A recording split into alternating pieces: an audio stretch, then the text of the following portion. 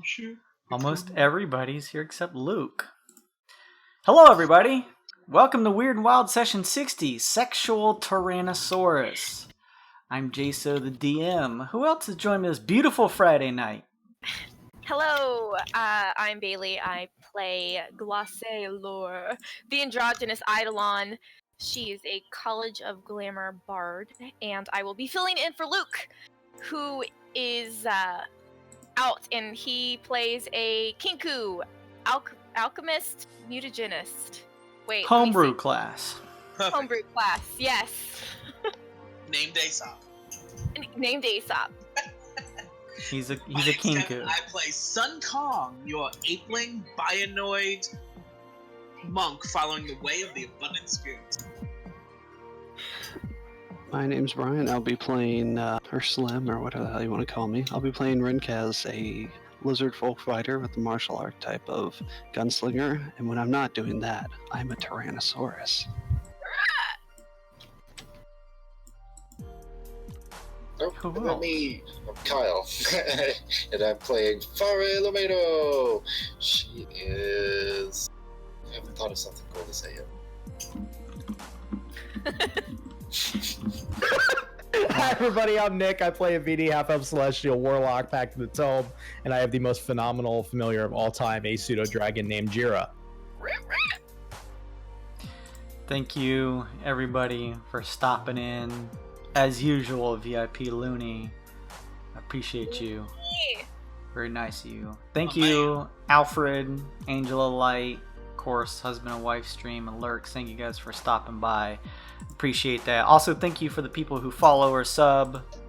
Thank you, of course, Bay and Slim. But also thank you to AJ, who past stream I did a couple days ago followed. That was nice of you.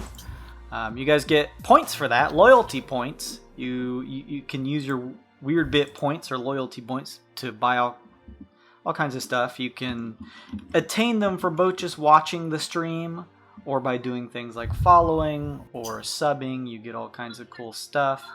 If you are using the stream avatars, which you can do cool stuff like buy characters and little avatars at the bottom, you can click on that extension I just threw up in the chat to open it up on your phone or something that's a little easier to control. Oh, yeah. Thank you, Looney. Looney just subscribed.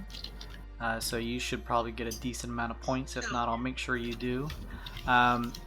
Yes, speaking of that, we had our poll last week, ended up winning for a new avatar of the ghost. So now you guys will find that down below the stream in the extension, or if you have it opened up through that link I just posted, you'll see the ghost at the end of the avatar list. You can become a ghost and fly around using your weird bit points and attack other people and do all kinds of cool stuff. So yes, check that out. We'll be having more polls, just not every single week like we originally used to. We're kind of spreading it out a little bit, let more people come in and continue the fun. We're gonna try and redo our digital gift card giveaway at the end of this month. We did it last month and nobody answered, so I'm gonna try and find a different way to maybe give people more exposure to what that question is so that they can post their answers and hopefully win. Maybe I'll do it through Twitter and just sort of retweet it every once in a while and see if people can answer. But I'll figure that out at the end of this month, so keep your ears out for that. That is really just the tall and short of everything, so why don't I go ahead for you guys and dole out inspiration. Go ahead and grab those for me. Gift card. Odd question. I used my inspiration from last week, and I was gifted one, which I still have. Do I get the other one to replace the old one, or do I just keep the one that I had? You'll keep that one for now, and then when you use it, you'll get to re-up your inspiration again. So okay, you can technically only have one unless someone gives it to you, but even then, once you use it, you still can only have one. So okay, fair enough. I just wanted to check.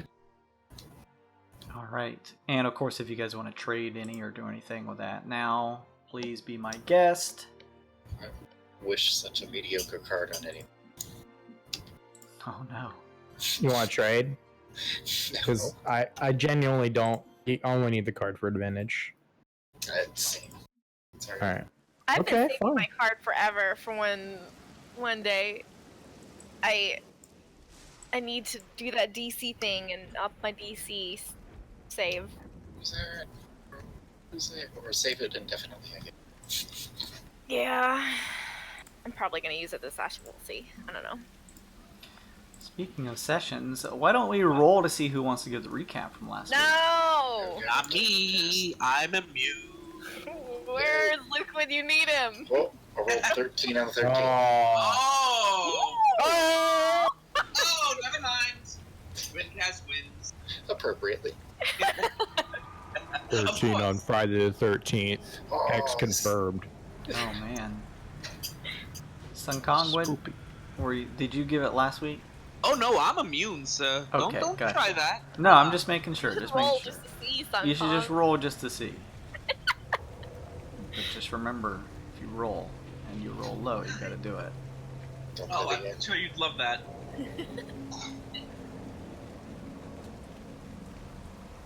Are you gonna test it out? Or are we just No, moving I'm on? not. I feel it. I thought I made that clear. Okay. He's rolling. I see it. Alright. He's Look, typing. We're in the same room. He's typing. I can see you. I didn't know. Rinkaz, what happened last time on Wyrd and Wyld? Well, after flying through space and apparently being so drunk I don't remember that whole previous session, from the great, the one, the only, the best assistant, Triple D, landed on Hell's Cradle, a literal forest and swamp planet of death, looking for a little bit more information on previous slavers, trying to get maybe a little revenge, maybe just stop them from doing what they're doing. We end up running into Kunk, and he gave us information that there was another group that was on this planet, a group of 4 if I'm correct, that were investigating as well. After more 1s and 20s than we've probably rolled in 3 sessions combined, I now think I'm a prophet of a god. Holes have opened up in the ground. People have had a list of things that haven't happened yet, but I'm waiting for them to happen. We decided not to explore out in the wilds and go maybe find the rest of his team. After the Prophet of Light spoke to the dead and got information as to what attacked them, we found out that the planet itself, or Cradle, is a living entity, and the forest wants to not only live and thrive, but kill us, Jumanji style, as it did the rest of the previous party. We end up bumping into Kunk and the rest of his friends, Spots, Murrock, Rascal, and him himself, and came across a camp. We snuck up to the camp, and I can never remember her name, if anybody can assist me. Irana. No, that's right. We bumped into her and got a little more information as to what she's doing here. We also found out that Rascal and Kunk's group had a kind of a wild elf that was native to this planet as a prisoner. After communicating kind of with her, we were ambushed. So the elf is Arana, and the woman you're thinking of, who used to be your contact for the Sacred Elanalue. Surrender, is Elanalue. That's right. Sorry. Never remember her name. He should be. Here we go. I'm gonna make sure. I'm bad with names too. Yeah, Oh my gosh. I make sure for you guys and try. Sometimes I forget that I have to click this stupid thing to display it, but you guys should be able to see names there. She gave us a little more information as to what was going on the planet, and as soon as we tried to settle in, I guess, we were attacked by 4 giant velociraptors, which a few of them we took care of easy, and I filled my prophecy early due to the celestial voice, Gossip. I ascended to godhood as the biggest lizard in space outside of a Tarrasque, the great, the one, the only Jurassic Park. After Jurassic Parking a few of them, we ended battle and ended the session.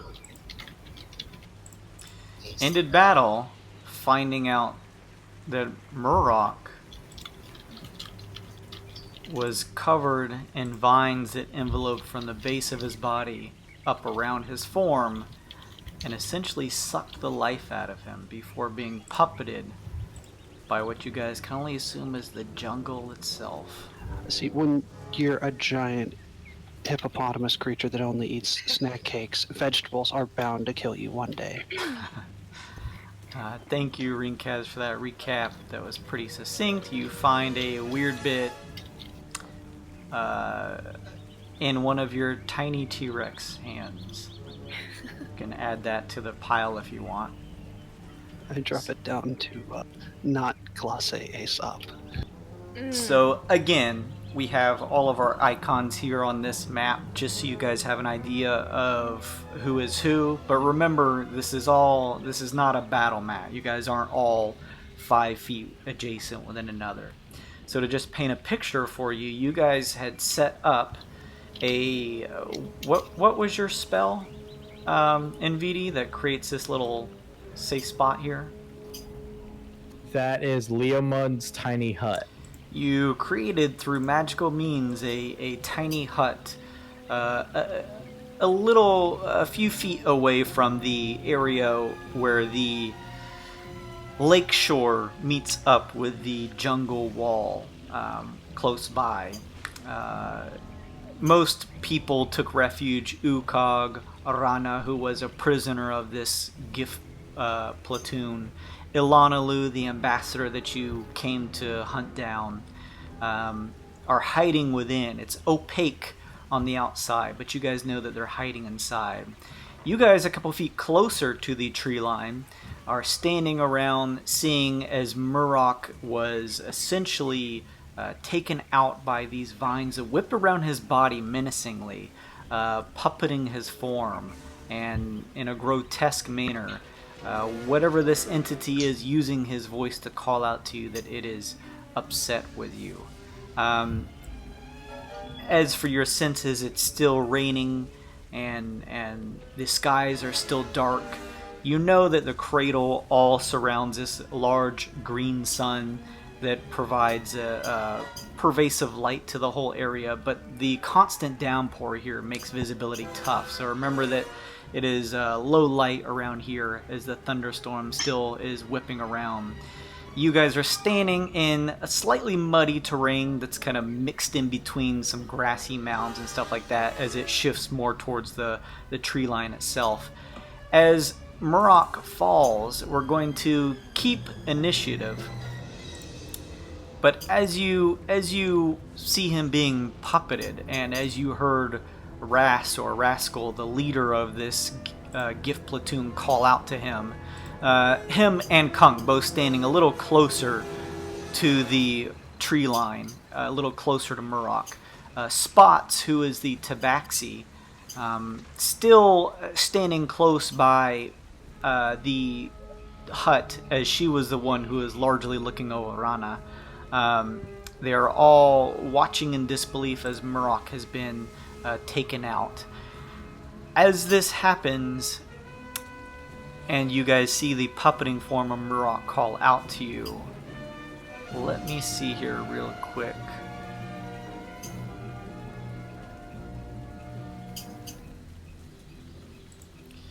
I'm going to ask that... So, Glace, you're still concentrating keeping Rinkaz in his T-Rex form, correct? Yes. Alright. Aesop, I can't remember if he was in the air or not. I think he was, right? Yeah.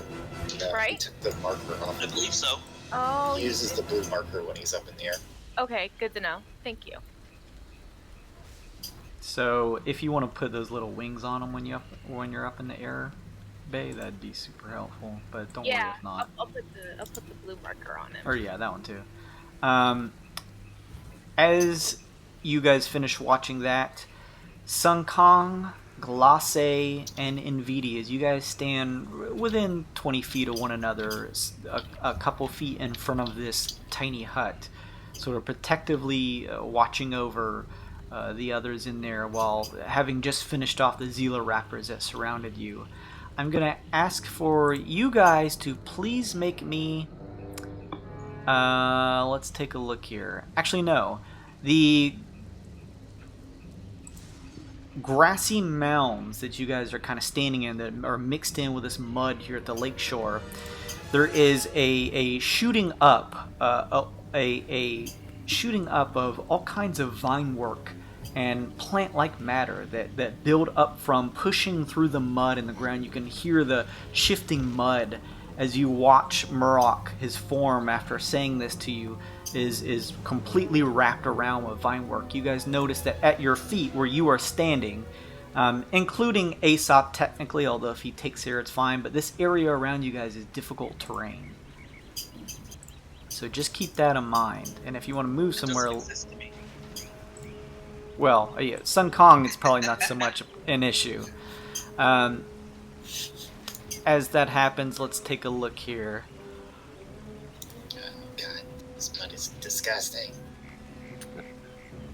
I'd like to take Just a move big... faster than they can. It's not hard. Ew, it's gross. No. I'm going to take a big T-Rex stomp right on the ground on the vines. Underneath me at least. As Aesop, can I do a nature check on this mud to see if it's like moving in a weird, like, breathing kind of way? Like if anything's alive? Sure. Make a nature check, since knowledge checks are free. And Rinkaz, you can certainly attempt to do that, but before you're able to do that, there is more action happening. One of the nearby... It's difficult to tell because of the darkness of the tree line. It's almost as if the tree life itself nearby Kunk shifts, coming to life. A number of limbs and sharp, viney jaws wrench out his way. What was your total nature check, Aesop? Total, it was a 28. In all actuality, it was a crit. Holy shit.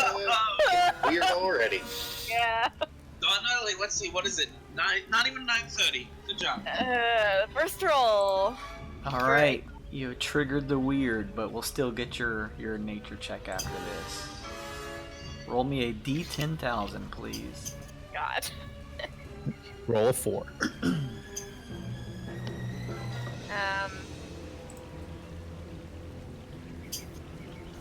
6369. Nice. 6369. That's a big number. Damn.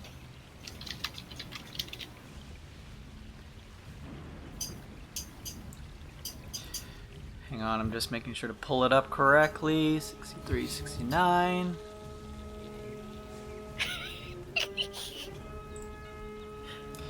Aesop, you peer around and get this sensation that although your friends have used a certain amount of it in the past, you are the only one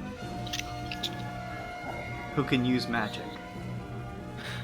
Your friends have lost the power to do so in your mind. Oh no, what's happening? Along with your check, as well as Nvidi, what was your total? My total was 18. Okay, you both get the sense that although there is a mixture of this muddy terrain that kind of catches in your feet as you move across it, because you guys are here at this lake shore, that underneath there is still a certain amount of plant life, and you're unsure of what is shifting around, although you get the sense that it is probably has something to do with the tall tales that Rana was telling you at the campfire about a certain Putty Mafe, or the hungry jungle. The plant work has shot out of the ground, making it difficult terrain for the four of you. Along with that happening, though, as I was explaining, a viney set of jaws just forming out of this number of vine work launches out in an attempt to wrench itself at Kunk. No, Kunk! And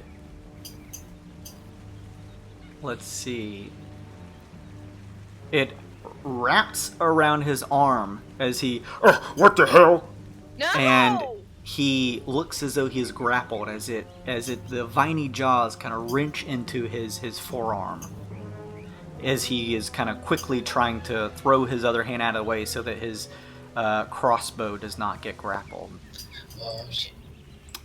With that, it is your turn, Rinkaz. Seeing this, I'd like to reach down to him, and I don't think I could grab him with my mouth, but I'd like to put my head down to see if he could grab onto me and just lift straight up so he's sitting on top of my head, not getting strangled. So as you shift a couple feet, the mud splashing up wildly as the thunderous sound of your footsteps take forward. You lean down, and I'm assuming you're just trying to grab maybe his backpack or something to pull him up. Yeah, I mean, if he wants to grab onto whatever, my T-Rex face, and I'll lift him, sure. I mean, if that doesn't seem feasible, I'll just turn around and use my tail and try to lift him. So it looks like he is being grappled by this just elongated set of vines that have shaped into a jaw to wrench around his arm. So you'll need to. This will take your action, but you feel like if you can beat an opposed strength check, you'll be able to pull him out of the grip of the vine work at this tree wall and kind of successfully throw him over on the top of your back. So give me a strength athletics check, please. Let's see. I don't know if a T-Rex has athletics. Just +4 on perception. So strength, got Plus 7 strength? Is that accurate? Yeah, I guess that's what it would be. Alright. 14. You go to launch your jaws and you grip around the pretty large looking backpack that is adorned on his body, and you're able to get a hold, but as you pull, you notice and can see out of the Jurassic Park side eye of your Tyrannosaurus face as you peer into the jungle, that even though it's dark, you notice this vine work runs from just almost like a web from inside the jungle. Multiple pieces of plant work have formed this vine work, and you go to pull him, and you can hear him, but you see as the vine jaw still grips tightly to his arm, and eventually you pull, and you feel a loosening. But as you kind of peer down with your Tyrannosaurus eyes, you see now that you've simply pulled off his backpack, and he is still wrenched by this plant form. Alright, I'd like to take a perception check, my big old Jurassic eye. Okay, it's dark and stormy, so unless you have advantage, it's going to be disadvantage. Alright.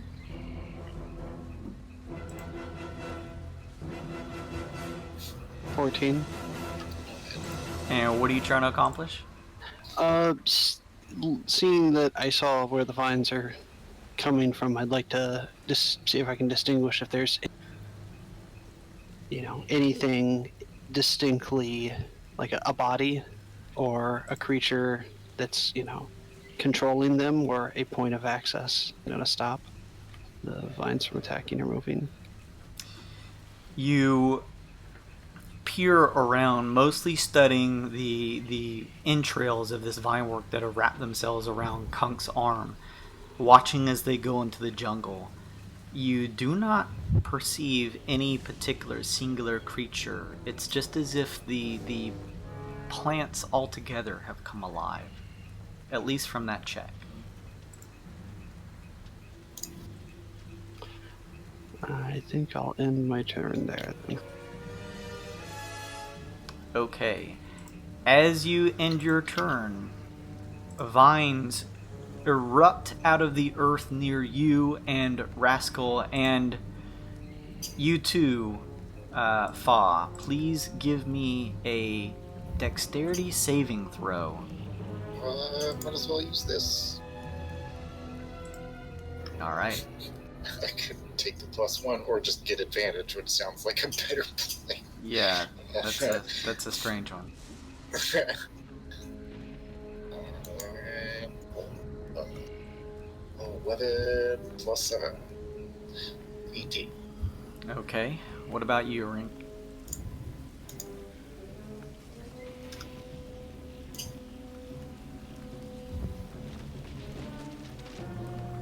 Rinkas? Oh, you said 1 for me as well? Yes, please. Succeeded. Oh, that's unfortunate. Only if I was a smaller lizard that was dexterous. An 8. You, Fa, notice this vine work, seeing that your friends over to the right of you, this pushing up of plant matter has made the ground around them difficult. You notice this vine work shoot up more violently, and you're able to quickly shift your legs up out of the way before they try to entangle themselves around your feet. Spots, similarly, being dexterous, kind of throws a hand onto the ground and sort of does like a backflip before they wrap around any of her lower portion. You watch as some shoot up towards Ras, but he uses his curved sword to slice them away. But you, as well as you, Rinkaz, both notice that the vine work do begin to wrap around Kunk's feet. Guys! A bit of what looks like some type of tobacco eking out from his mouth as he yells this out. Rinkaz, similarly, even though you're in a large Tyrannosaurus form, Vinework wraps around your legs, so you are grappled. And now, Nvidia, it is your turn. Oh dear. You see Ras look to the rest of you and say, We freed Kunk, and then we should retreat. he says, Oh, Sounds like the perfect plan. I have a way to get him, if you guys don't. Well, leave him to you then. you see Spots looking around. I don't see anyone. It's the jungle. It's not the jungle. Okay. That's a pickle. Aesop, you heard Glosse say that she has a way, but you know it can't be magic, because she can't cast magic. It's the jungle! It's taking our magic! We have to flee! Or fly if you can, you fools! Get off the ground! It's taking our magic and then our life! Can I check to see if this plant matter, these vines that are grabbing, are actual plants, or if there's something different? Sure, make a nature or an arcana check, whatever makes sense. They'll tell you different things. Okay. Try an arcana, please.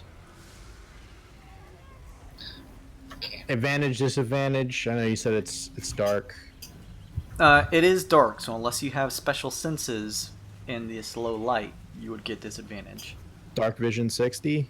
Alright, well then you're fine. Just a straight roll. 11 arcana. It's a bit difficult to tell because a lot of the plant matter near your feet is still covered in a pretty decent amount of this sort of a brownish tinged mud that makes up the lakeshore area around here, as well as a good portion of the jungle itself. But from what you can tell, Nvidia, it looks like it is plants, but with that arcana check, you have a sense that it is perhaps being moved through some magical means.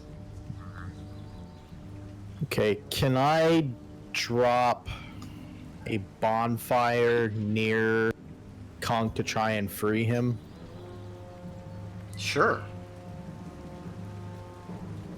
That'd be cool. How would Um, how would I be able to aim that? Because it would drop it in a square 5 feet. So it's just a 5-foot area? It's got 60 range, and then it's a 5-foot cube.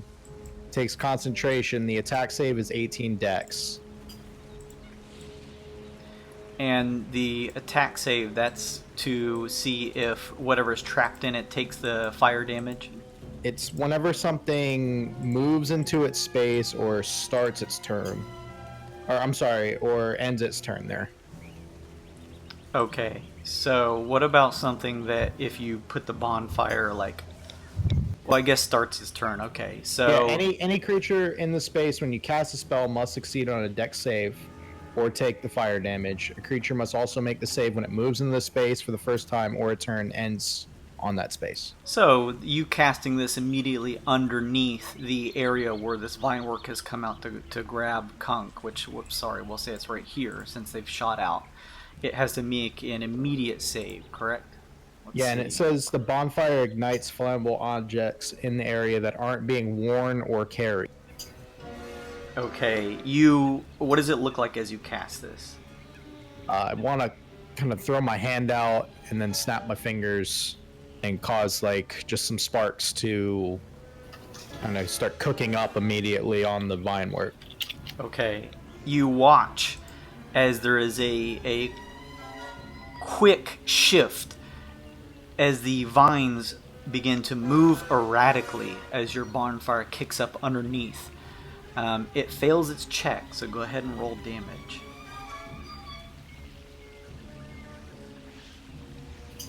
$19 fire damage. Oh, nice. I got the extra damage dice that level. Beautiful. Let me check something really quickly here. These plants are made entirely out of elemental fire. You've buffed them now to level 25 mythic creature. Spoilers. Let's see here, just a second. And Vidi, that vine looks like it's using your bonfire somehow. Maybe it looks like it might have backfired. I don't know if it understands magical bonfires, but it absorbed the magic and now it's suffering for it. You watch as the vines pull back and away from Kunk. Not only do the vines that make up this jaw open and quickly pull back, you hear a subtle screeching sound as the vines quickly unravel, dispersing this jaw-like appearance and just shoot back into the jungle. But you also watch as the area around his legs, where he was entangled with these vines, quickly begin to pull back and retreat back into the mound of grassy and muddy terrain at his feet. He looks back. Thanks, new guy. No problem. We need to run now. Like, as fast as you can possibly run. And then faster than that. Rast looks to you guys and says, Somebody grab the map. We'll get Rana. Let's head out of here. We'll disperse and regroup. Map. It's on Murok's body. Oh. I'll get it. I can probably get it. I'm fast. Okay. anything else in VD? That'll be it for me. I want to maintain concentration on that bonfire. Kind of give us some cover. Okay. Fa, it is your turn. So he's totally free. He's not like. Yeah, you can see that there's a good bite that was kind of rended into his forearm for where this vine jaw hit him, but it pulled away as the bonfire, as flames licked around it, and also the vine work that had trapped him at his feet is now gone too. He's completely free from what you can see. It's still difficult terrain. Not around you guys. Around Invidi, Glace, Sun Kong, and Aesop it is. Okay.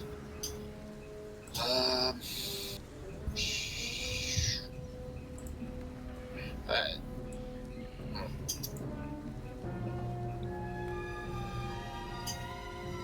I guess I'll just cast Mage Armor on myself and Okay. kind of just, I guess, hold my run to run along with everybody. You kind of touch at your upper chest, and you feel a shifting form of protective magic envelope your body. You moving anywhere as you do this, or are you just gonna kind of? Yeah, I'll kind of like hold that to run along with everybody. Okay.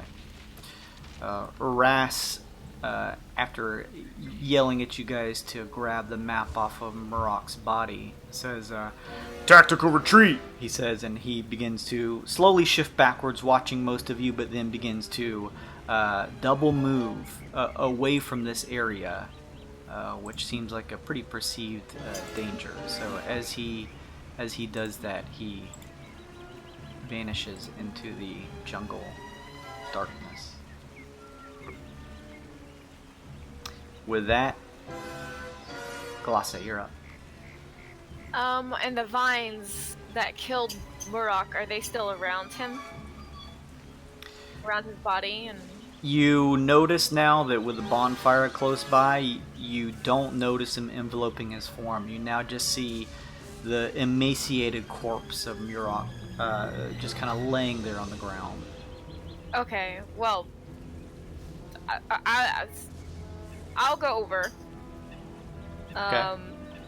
And start searching for the map on his body. With the difficult terrain of shifting your feet out of the terrain in front of you, you're just able to get up to Murok with your full movement. Okay. Do I have to use my action to find it? A search action does take your action, unfortunately. Okay, I'll do it. I can still get out if I get grabbed. So Glosse is okay with doing this. Okay. Yeah, you kind of bend over and quickly begin to... Now, unless you have some type of special lighting, it's going to be difficult because you got to make a perception check. Fuck. Okay, well, could I cast a cantrip?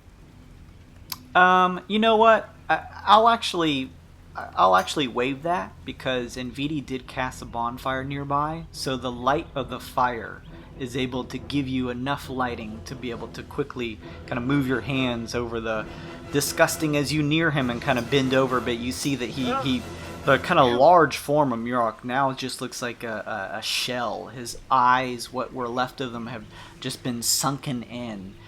His corpse looks like it was just drained of all of its innards. It's disgusting looking. It looks like a dried raisin as you kind of quickly begin shifting your hands through his pockets to try and find. So because of the light from the bonfire, I'll just say it's just a normal perception check. No disadvantage. Oh. Okay, that's gonna be a 6. You begin shifting around into some of his pockets. Although you see there are some pockets on the bottom half, probably at the back of his large coat that is adorned on him, but you're having a hard time kind of like pulling up to shift his body to the side so you can get to him. So you're unfortunately not able to fully find the whatever map or whatever he had on him this turn. Okay. Alright. Alright, if that's it, then it would be Aesop, which is still up for you to control. Take flight. The vines give you no trouble, Aesop, as you kind of kick up with your kinku feet off the ground that was kind of wrapping around, making it difficult to move around, and now you fly freely through the air. And he'll try to be like in the middle-ish of the group in the air. Okay. Can he hold an action to throw a bomb at a vine if it comes near any of his allies? Sure. You kind of run a raven-like hand into your coat pockets, pulling out a vial of combustible tincture that you've created to toss at any of this vine work that tries to shoot back out towards you. It seems like Nvidi's bonfire has stayed it for now, but who knows how long that'll hold. Okay, that's what I'll do then. That's so. You're about, what would we say, like 30 or so feet in the air? Yeah, I'm not near the treetops, am I? No, we'll say that you're sort of like kind of nearby, adjacent to the hut. That's a couple feet out from the tree line. Then yes. Okay. So you kind of stand your ground, just keeping an eye out that none of your teammates are being attacked. Yeah. All right. Sun Kong, you're up. All right. So I would run over to Marak to try to help find the map. I can't find this Kong. It's so muddy and gross, and he's dead. Look, that beautiful hippo man is not like a raisin. I can't. It's somewhere in one of his pockets. It's gotta be. I don't know where it is. I'll Sun find Kong, it, don't worry. you quickly make your way next to Glace, who's next to the sunken husk of what used to be Murok. You feel disgusting as moving through the difficult terrain almost makes you have to move at the same speed as your teammates. You're able to catch up though to Murok with, what's your normals like full movement speed? 70. So we'll say that even through the difficult terrain, making things kind of tough to work through to get over here, you still have 30 feet of movement after this. Alright, perception to find the map, or? Okay, yep. And with the bonfire, you don't have to roll at disadvantage. Or could I use, like, survival? Since, you know, it's muddy in the forest, and... I don't know. I'll take it. The DC may be a little higher, but you could use survival to see, like, if you were going out where a creature would keep the pertinent items in the midst of a foresty area, to see which pocket may be more perceptible than others to hold a map. Sure. Of course. Plus 7, so 14. Right? You dig through the pockets, and along with Glace's help, as she's sort of trying to pick up one side, shifting him over so that you can see the back side of him, where you notice now there's a larger pocket at the back. You quickly wrench a hand in and get the sense that this is probably the area where you would be kept out of danger if something came at you from the front side, where you could kind of keep things safe, and you're able to fish out a what looks like a valley map.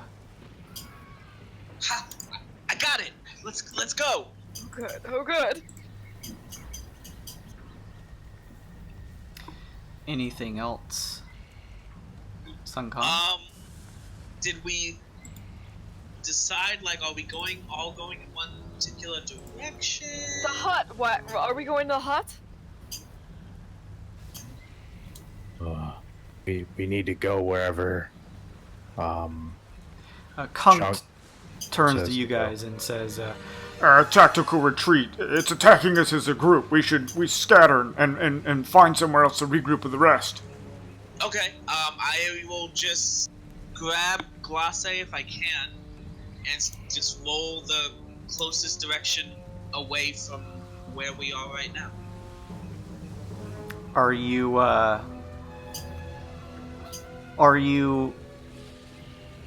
trying to, like, pull Glace with you? If I can, if she lets me. He lets me. Yeah. I'll say make a strength athletics check to try and grab her up and take her with you. Athletics.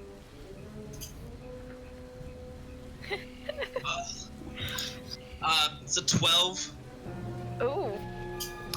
You attempt to try and just kind of quickly just pull her up out of the muddy ground that kind of is closer to the tree lines here that is spread out across this lakeshore, but you're having a difficult time.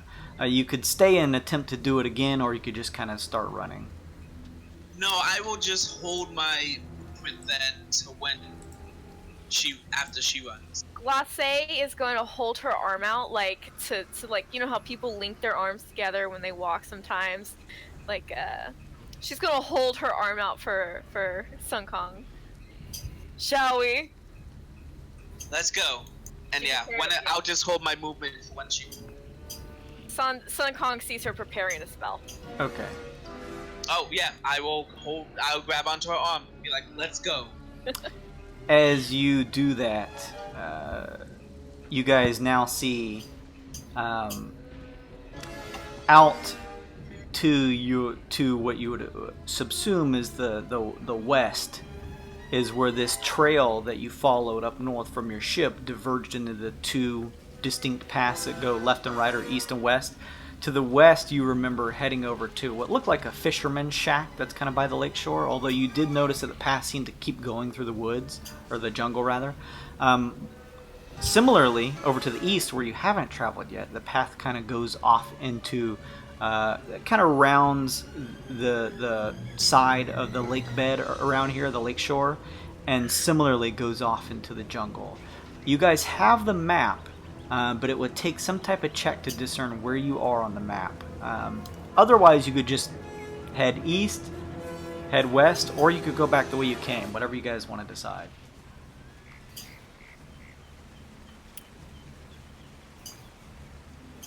I mean, we didn't have any trouble from the way we came. And we should keep pushing forward. Kunk says. We gotta find the rest of the platoon, too. That's a good point. Direction they go. As Kunk says this, he grabs up his backpack that fell out of your mouth, Rinkaz, and kind of pulls it over his shoulder straps, and says, Tactical retreat! and he begins running in the opposite direction that Rascal headed, towards the fisherman's hut, following the path that keeps going into the jungle. Spots turns to you guys and says, Are you looking after Rana? Oh, she's in the hut. She's fine. Good. she says, and she begins to run towards the direction that Rascal went, to the east, opposite from where the fisherman's hut is. What do you guys do, Rinkaz? I look down to them and I kind of huff out of my big dumb T-Rex head, and I kind of fling my head back one. The best I could gesture to say, "Does anybody want to hop on?" Yes. Fa climbs so fastly that she falls off the other side and then just climbs back. Make a pretty easy athletics check to pull yourself up onto this large T-Rex. Oh, that's probably not great. Oh boy, that's a 2. 3, sorry. 3. You pull yourself up, but forget how hard the rainfall is, and kind of slide down the side of Rinkaz's large body. Second thought, maybe not. Oh yeah, an animal handling check would work too. So it seems like you've held whatever this thing is at bay. You see Rana poke her head out of the opaque gold, swirling gold of the hut. Uska! She says. You, Nvidi, hear this as her saying, We must run!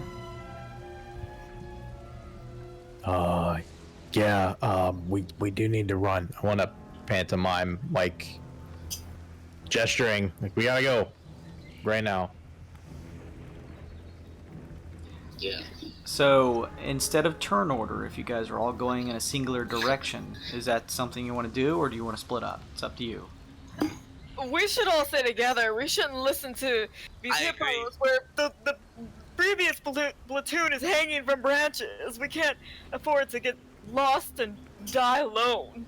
Which way are we going then? Let's follow Kunk. Great idea.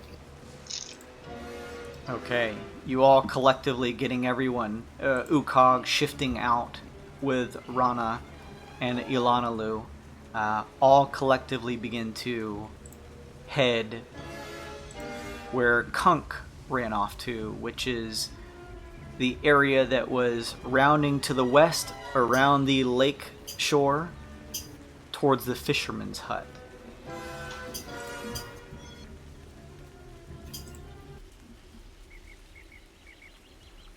So you guys continue heading that way all together as a pretty large group. You hear clatter behind you, Glace, kind of shifting through the mud. You also hear the large stomps of Rinkaz, the Tyrannosaurus Rex. I'll say at this point, since you guys are all collectively getting away, that Fire you're able to pop up on. I rear back and yell the loudest I can and start treading forward with Fa on my back. There is a loud roar from behind you all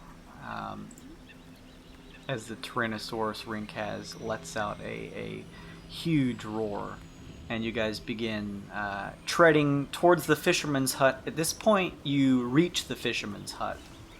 You notice that from the area you came, you can kind of see the bonfire that you cast in VD begin to slowly disperse. It's really hard to tell without a check the tree line to see if there's any more shifting of plant matter or anything else. As you look back, you see the familiar fisherman's hut where you found Elanalue inside. That's kind of sort of is entered by crossing a bridge that kind of leads out over the lake waters a little. And you notice as there's the path that takes you over here kind of forks out to the small fisherman's hut, but then still continues heading west, diverging into the jungle that is worked around the lakeshore here. You notice the trail looks slightly open and at least traversable, but does lead into the darkness of the jungle. Can I cast light on a gold coin or something around? Just kind of start passing that out. Okay. So in VD, cast light. How many times can you cast that? Is that just... It is a cantrip, so... Is it a certain number of objects? One action, touch, 20-foot radius, 1 hour. Touch one object that is no larger than 10 feet in any dimension until the spell ends. Object sheds bright light in a 20-foot radius and dim light for an additional 20 feet. So it's not... Light can be colored as you like. It's not concentration. So yeah, you can touch particular items. So let's say just some cheap coins that you kind of pull out of your pack.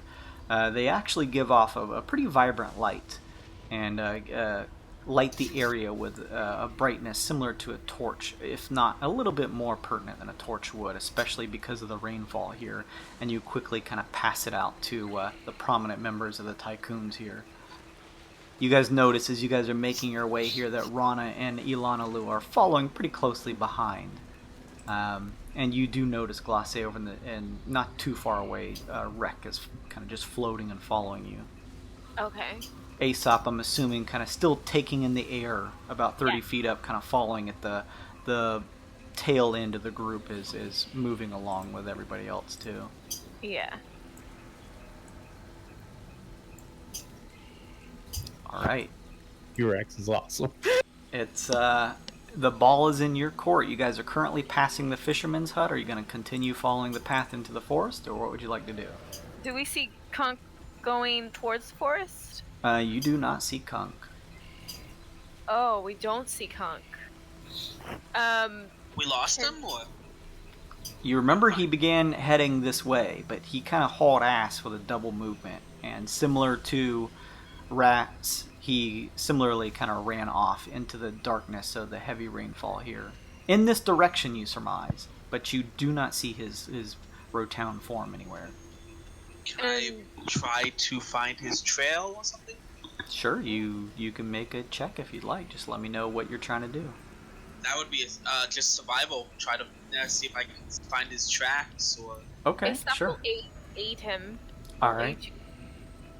Aesop kind of descends and lands next to you, Sun Kong, and kind of peers around to see if you can notice any tracks or markings.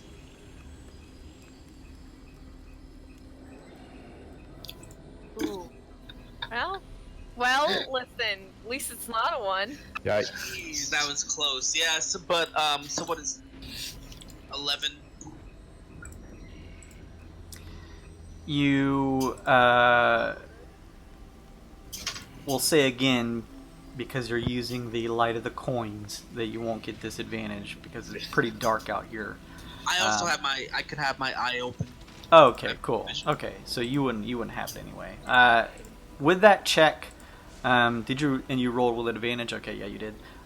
You are not able, because of the muddy terrain around here.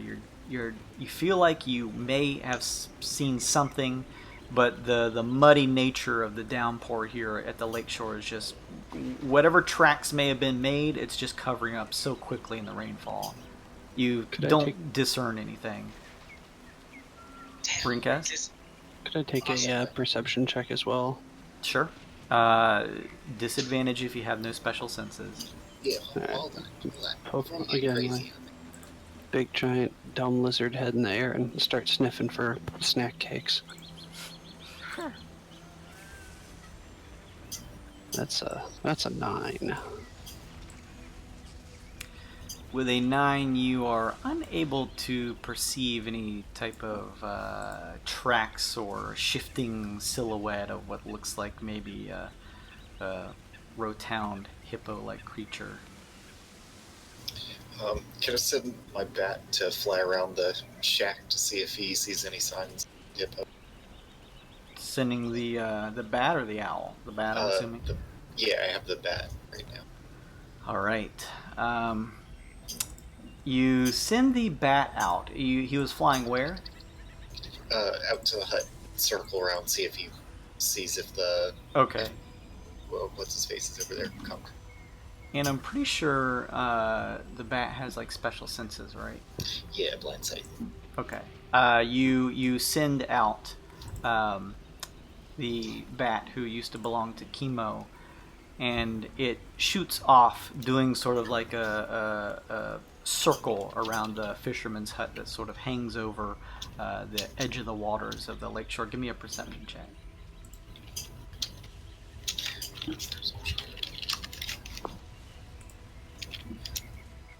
$20. Pull up the, See that 20. can pull up the bat specs.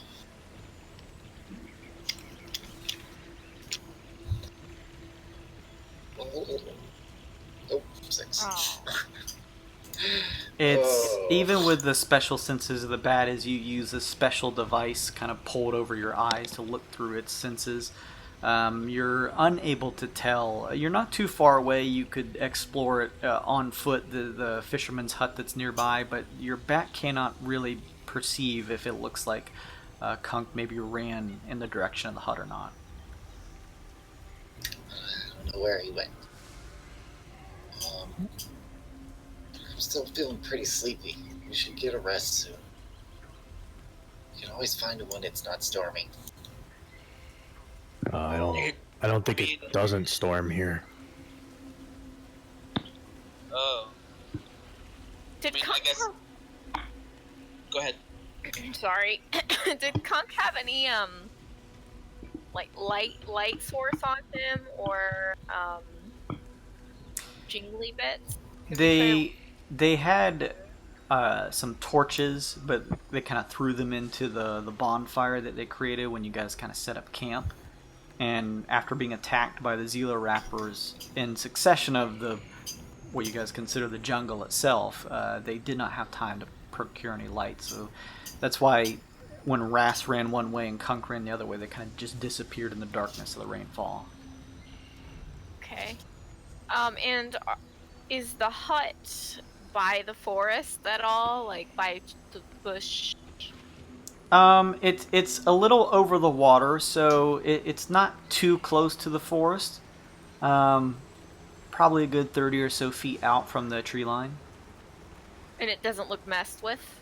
Like, does it look like it's like beaten up, or does it look like somebody lives there?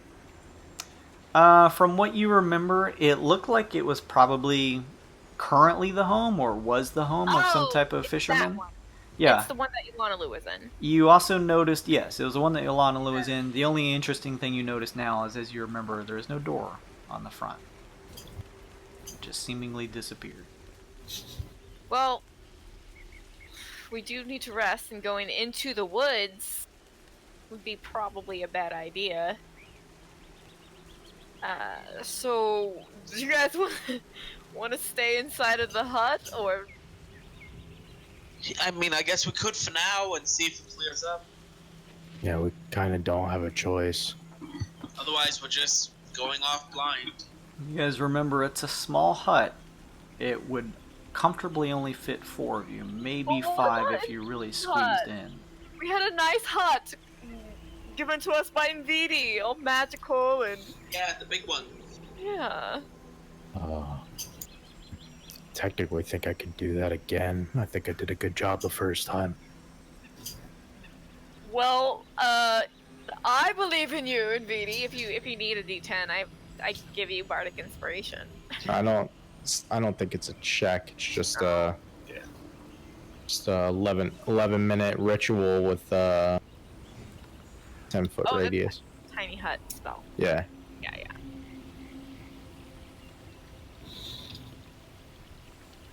Well, can we set it up on a deck out there?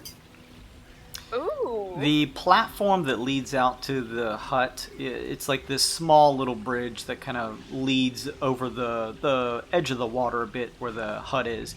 There's not enough room. It's like just enough around the hut, this squarish hut, to be like a walkway. But there's not really enough width of this like woody platform to create the magic hut on, unfortunately. You could create it again similar to how you had it before on the kind of muddy bank, but it would be somewhat close to the tree line. Not adjacent, but it would be within 15 or so feet. We could do that, or we could kind of take turns kind of resting inside, you know, and have the rest of us keep watch until we get sorted. Let's do that. You see Rana looking around, Nvidi nervously. Can I kind of shrug my shoulders and kind of point to my head, see if I can kind of sign language to her to see if she'll respond about, you know, what is she looking for? Maybe point to my eyes, kind of like, what do you... Make some type of check with that. Performance? Okay.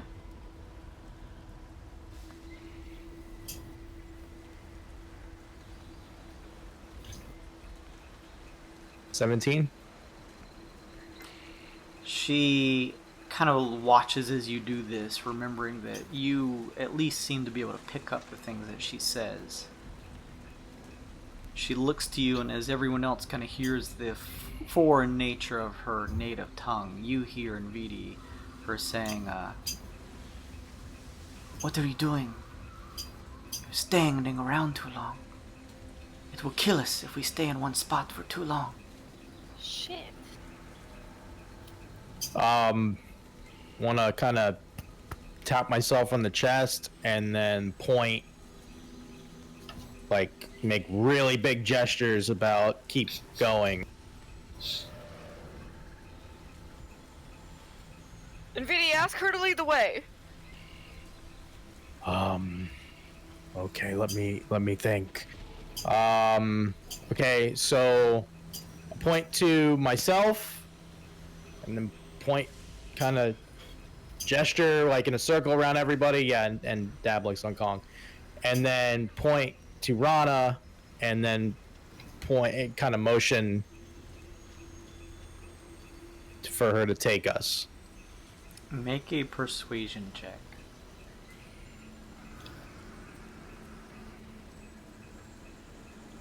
$15.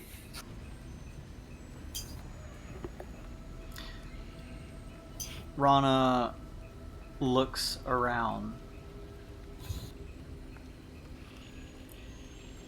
and shrugs. She says, It doesn't matter where. We must keep moving.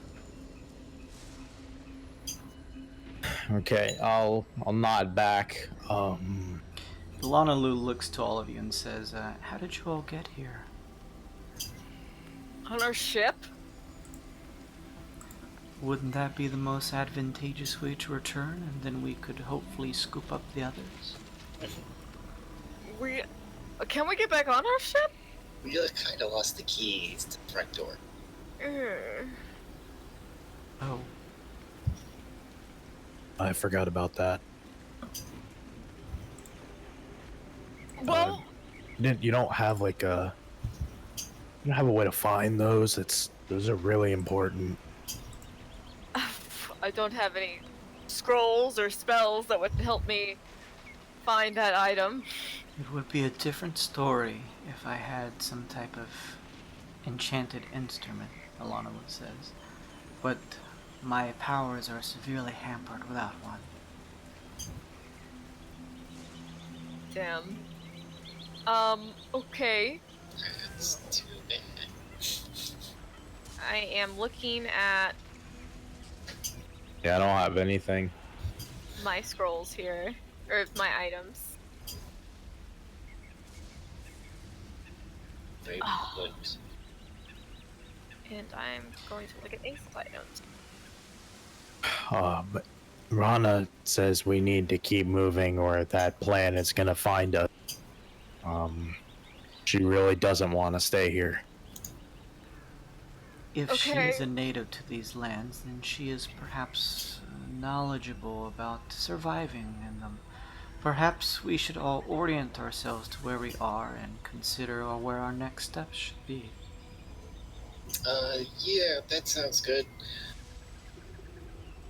I want to take Rana aside and use my feat from linguist. I can ably create a written cipher that others can decipher, that others cannot decipher unless I teach them. So I kind of am imagining this to be like we're drawing in the sand and like coming up with like our own communication system through these kind of words. Okay. You So notice that as you kind of just using like a barren stick that you found kind of stuck in the mud and begin shifting, using the far end of it to kind of just draw in the mud, that she does seem to understand and kind of finishes some of the drawings that you make. You do feel like you can kind of roughly communicate with this method to her. Ah, neat. Okay, so I'm gonna ask her, drawn in the sand, safety, where, and then direction.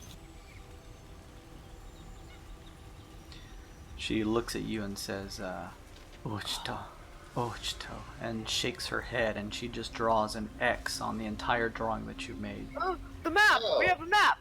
Well, that's encouraging. Oh, we do have a map. What's on this map? Glosse, you, remembering, dig out the map that you pulled off of Morocco, along with the help of Sun Kong. Yes, I think Sun Kong has it. You guys see quite a few areas of interest that seem to have been scribbled on this map. Though, to orient yourself, you'll need to make some type of check. Well, there's a big Yeah. water. Wouldn't we be at the hut with the fish on it? You could surmise that. You could confirm it with a check, but you guys could probably go ahead and guess that that's probably where you are, if you'd like. Aesop will use survival to try to read this map and read the land. I'll have to use survival because we don't have magic. 18? Is survival Hit. okay? Yeah, you get the strong sense that you guys are standing on the trail next to the hut on the west side that has the crude symbol of the fish above it. Okay. And it looks like we just came from All right. With that check, you have the sense that you came from the east, where that path was traveling north and diverged. Okay. Where you kind of see, like, right underneath a large lake bed looking area. Oh, well, it looks like there's some kind of, like, I don't know, a lookout tower and a town right nearby. Maybe we should try for there. That was the other direction, right? Yeah. Hey. Well, You also get the sense, Aesop, with that check, that your ship was probably at the southern end of this map, where the trail kind of started. Yeah. Okay. I mean, Glosse brings up a point that there is some areas of interest. It is on the other side, but I mean, that's just up to you guys. The path continues here. Oh, go ahead, Sunkong. No, I'm sorry. Can I try to notice anything else on the map? Like, Sure. like honeycomb thing to the north of where we are? That symbol, if that is anything? Make some type of check if you'd like. Just survival as well.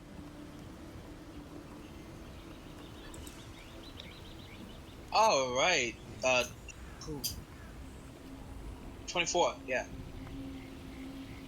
24 is pretty good. You have the feeling, more than likely, that this, kind of as you mentioned, is probably an area where there is probably some type of notable beehive or something, or a collection of it.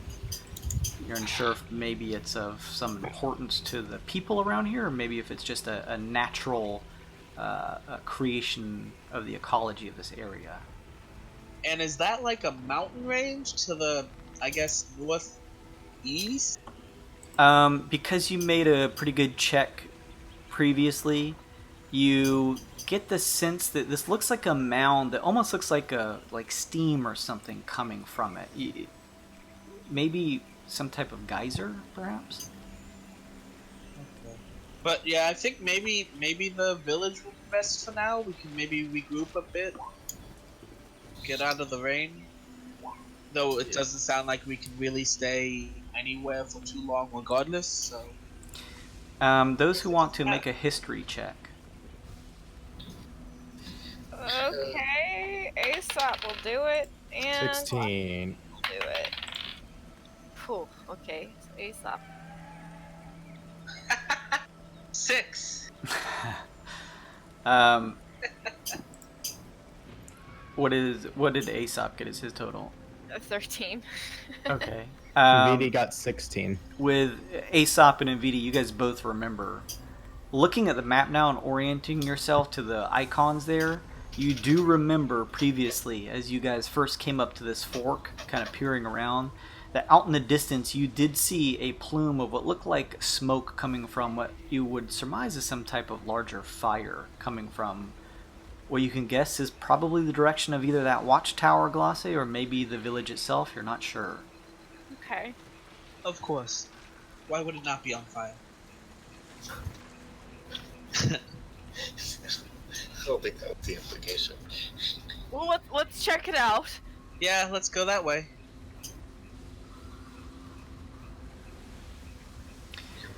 Alright, you guys decide to shift and begin heading back towards the fork and going towards the east now. You guys move towards the east, making your way past the fork. As you do, the strange sound of the piping that you heard before you were attacked by seemingly the jungle itself is no longer audible. You guys make your way now, catching up to the fork where you were initially attacked, looking around, and now see a very crude path in the muddy trail that leads further east, kind of using the map as a guide. It looks like the first point you hit may be some type of watchtower area, and then perhaps the village. Although first, the trail you can see in the real world as you look up from the map now diverts into a jungle, a thick canopy heading over the trail. Although the trail does look mostly clear of the thorny vegetation that makes up any of the uncleared paths here. Looks like you guys could keep heading that way. I'll take the lead with my Chaos Blade, kind of try to clear the way a bit. A question. I don't know if it's the aesthetic from the map or the background on here, but I see a lot of giant, like, rib cages and bones. Derail it all, but could I take a survival check to maybe see if I know if we've passed by any of those, if it looks familiar, anything that might be Tarrasque-like? Sure, give me a nature check. You may have passed by a rib bone or some type of animal debris before. That's a 5. I feel like it might have been something I ate in another life. Oh, that's actually, you bring up a good point. Aesop wants to, what is this, nature? Yeah, nature. You could do other stuff if you can convince me of it, but nature would probably be the most sensible one. He can't do nature. Never mind. Oh wait, that was Glossé's list. Hold on, I'm pretty sure Aesop has something for this. It is nature. Yeah. Can Aesop? I'll roll nature for Aesop. Mm-hmm. 8.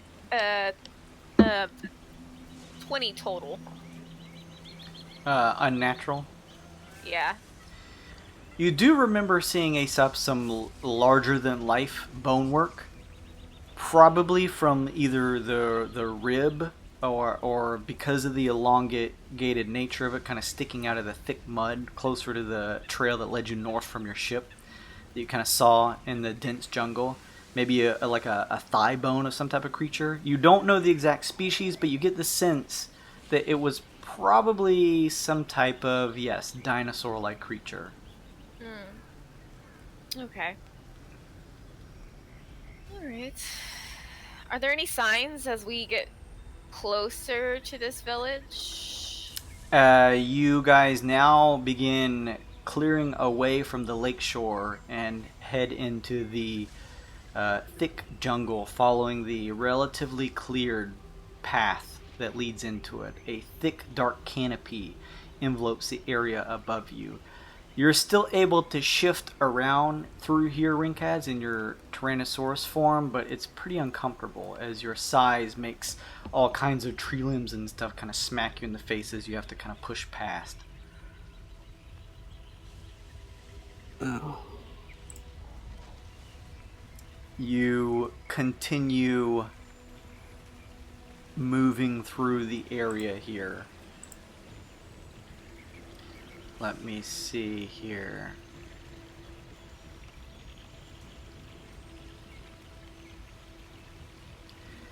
It isn't too long. You see no signs, Glossé, as you peer around. There's nothing marking where you're going or anything like that. This valley seems to be a pretty wild place. It's not long now. Everybody make me a perception check. With disadvantage unless you have special senses. Even with your coins in hand. Only the first one count. Doesn't Aesop have a special set? I believe he has some type of special vision, maybe? Like sight, smell kind of thing? He has advantage on smell, I believe. Okay. But I don't think so on sight. We'll roll disadvantage for it. Okay. This was perception, you said? Mm-hmm.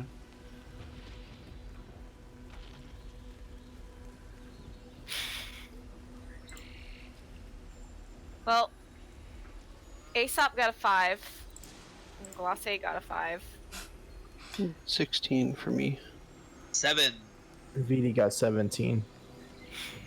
Fa got 24. Okay, so Rinkaz and Vidi Fa, you guys almost missed it passing through here, but you now notice it looks like 2 of these large tree stalks are actually man-made wooden posts, and you now realize that you're actually, more than likely, as you notice the other 2 on the other side of this trail, you're standing underneath this watchtower. Fa, with your higher check, you're actually able to perceive that a little off the side of the trail on one of the sides, kind of tangled up in the brush around it, you do notice a ladder that begins to ascend. The four legs of this watchtower made of wood ascend up into the canopy itself and seemingly disappear going up past it. Seems like a pretty tall tower. Oh, this place is huge.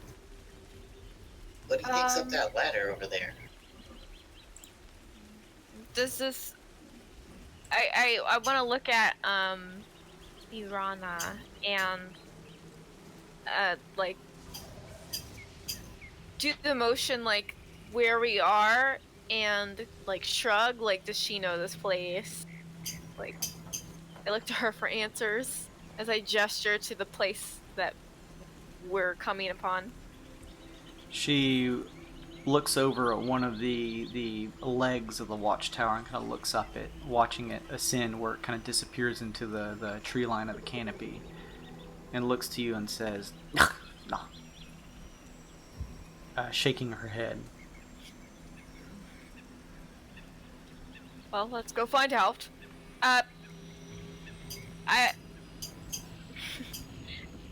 Aesop would check for traps, like any lines, like maybe hunting traps or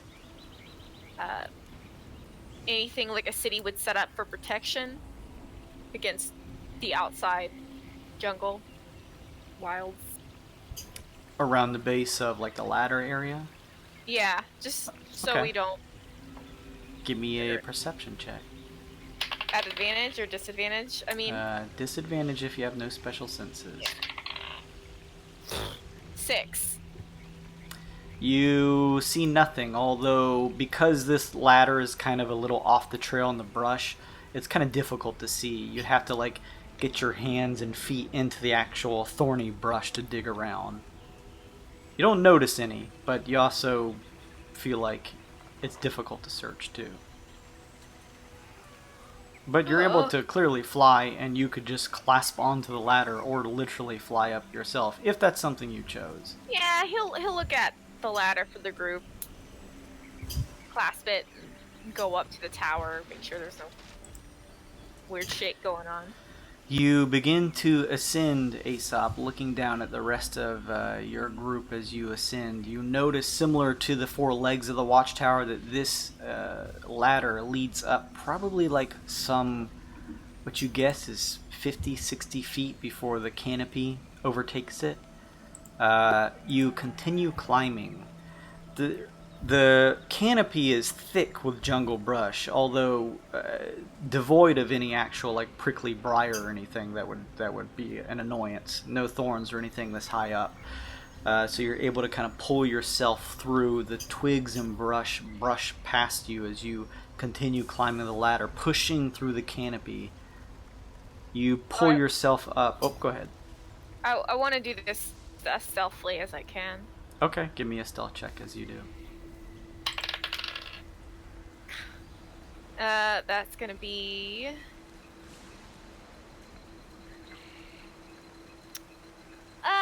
13. You try to, as you begin piercing through the top of the canopy, making your way more slowly and stealthily up as you make your way up the precarious ladder. You clear the canopy and now are able to see just what looks like a huge natural blanket of canopy that shifts over the large portion of the jungle. It's almost like a separate floor. And you can notice now that about another probably 40 or so feet up at the top looks to be a platform. You kind of notice what you can kind of make out to be what looks like sort of like a palm frond roof that looks to be made to shield this smaller watchtower from the rain. But you'd have to climb up to peer in and see anything else. Okay, I'm going to tell everybody on the communicator earpiece. Do I have to do this on the ladder? I can't like fly myself like. Oh yeah, you can totally fly. I wanna be doing this flying, but I also want to try to do it stealthy again if I can. Like as Okay. I go up to see. We'll keep your check, but you kind of now clearing the tree canopy. Now that that kind of difficult area to get past flying through is taken care of, you let go of the ladder and kick your wings in the air. It's relatively there is some sound of the swoosh of your wings, but because of the thick rainfall that patters around here, occasionally lighting the silhouette of the watchtower, lightning in the distance, most of your flutters are hidden in the sound of rain as you kind of continue ascending. You ascend all the way up to kind of meet the area of the watchtower. Yeah, before he looks on the platform to see what's inside, he's gonna look at Rek, take a breath, hold his breath, and then do the whole thing where you just look, you just go ahead and look and get it over with. Make sure there's nothing in there. Alright, you fly up, clearing the top of the platform that leads actually into the what looks to be sort of like a 5x5 area here. It's a pretty small watchtower. You notice now, swooping in just a little bit more closely so you can kind of see, you see a few belongings that are kind of scattered about on the floor of the watchtower. You notice a tribal spear, a few unlit torches. You notice a satchel that looks to be filled with maybe some type of food. And you notice a blanket that's draped over what looks like a lumpy bedroll. Is it lumpy like someone's inside? You don't know.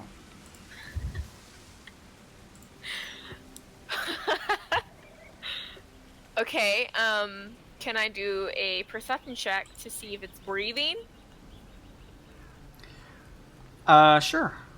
It's gonna be a disadvantage, but go ahead. Okay. Fuck. An 8. It's difficult to tell in the thick rainfall that kind of makes the area here pretty shadowy. Alright, well, I'll tell everybody what's up here. In the earpiece. Okay. And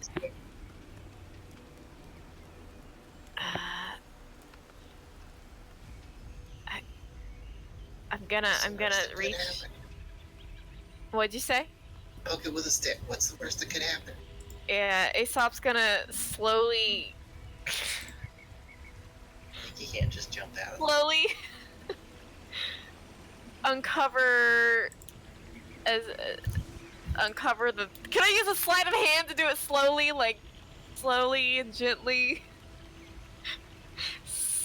So maybe I don't disturb whatever is in there. Give me a sleight of hand check. Okay. You, as quietly as possible, land on the wooden platform and shift over to the area that has the blanket. What was your... Okay. You run a hand down, trying to be as stealthy of hand as possible, and you throw back the blanket.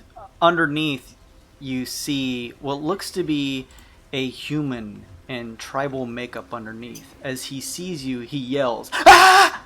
And he grabs towards you to push you out of the watchtower. Make an opposed... make a dexterity saving throw. Can Aesop just jump out? Jump out? You could, but he seems to be pushing against you. Okay. Dexterity saving throw is gonna be a 24? Yeah, you push back with your wings as he goes to attempt to, what you could see, he's trying to grip at your shoulders and just push you off of the platform.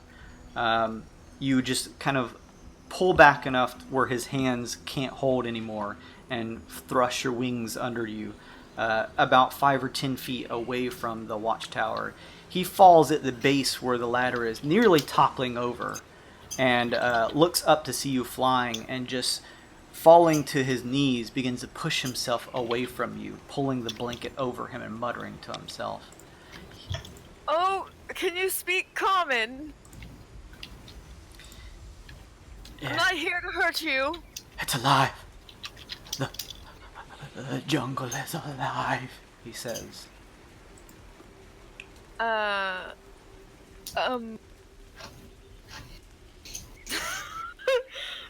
Okay, I'm gonna tell everybody what's happening at this point. So. Do you think it's that fourth missing?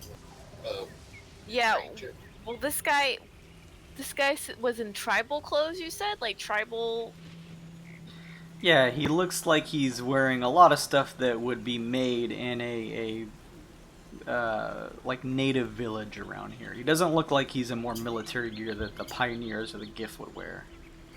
Okay. He has like a very crudely made spear nearby, and he's wearing protective armor, but it's made out of like just like bark and stuff like that. So the jungle is alive. Yes. Are we safe here? Jungle is alive. He keeps muttering that over and over. I try to like do a medicine check on him to find out if he is just as fucking insane or is he just scared. Sure. You kind of fly back over a little bit as he kind of cowers hopelessly on the floor of the watchtower. 13. With that check ace up, as he continues muttering, you get the sense that, yes, something has driven him a bit mad. He seems unresponsive, just continuing to mutter over and over again about the jungle. Okay, is there anything useful in this hut? Anything shiny as well? Looking around, you see a tribal spear. You notice now that the satchels are filled with nuts and cured meats, probably about 5 days worth of rations. You see 3 unlit torches and a bedroll. You also notice this tribesman is wearing a gold bracer that looks like it could be somewhat lucrative if sold. Okay. So, does this guy look wounded at all? He does not look wounded. Okay, well, can you tell us anything about the town? Jungle. Yes. The jungle.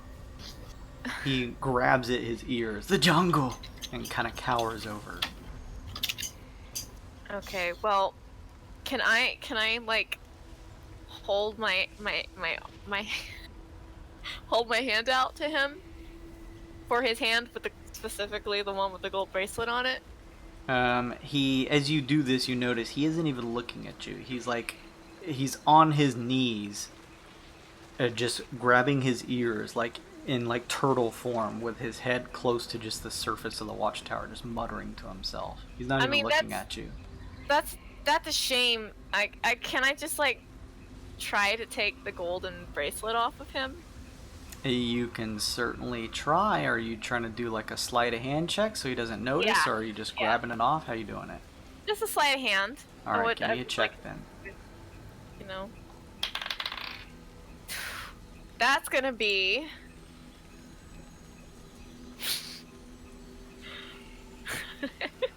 8, 9, 10, 11, 22. 22! Oops.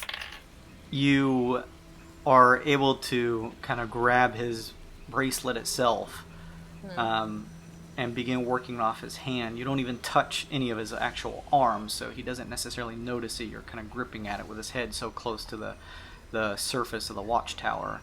As you pull it off, wrenching it free from his wrist, he looks up, seeing you close nearby, having grabbed it off, and he quickly goes to grab at his spear and looks like he's about to try and jab you with it. Oh, so he's still like sane enough to understand. Okay. Okay. Well, can I just fly away?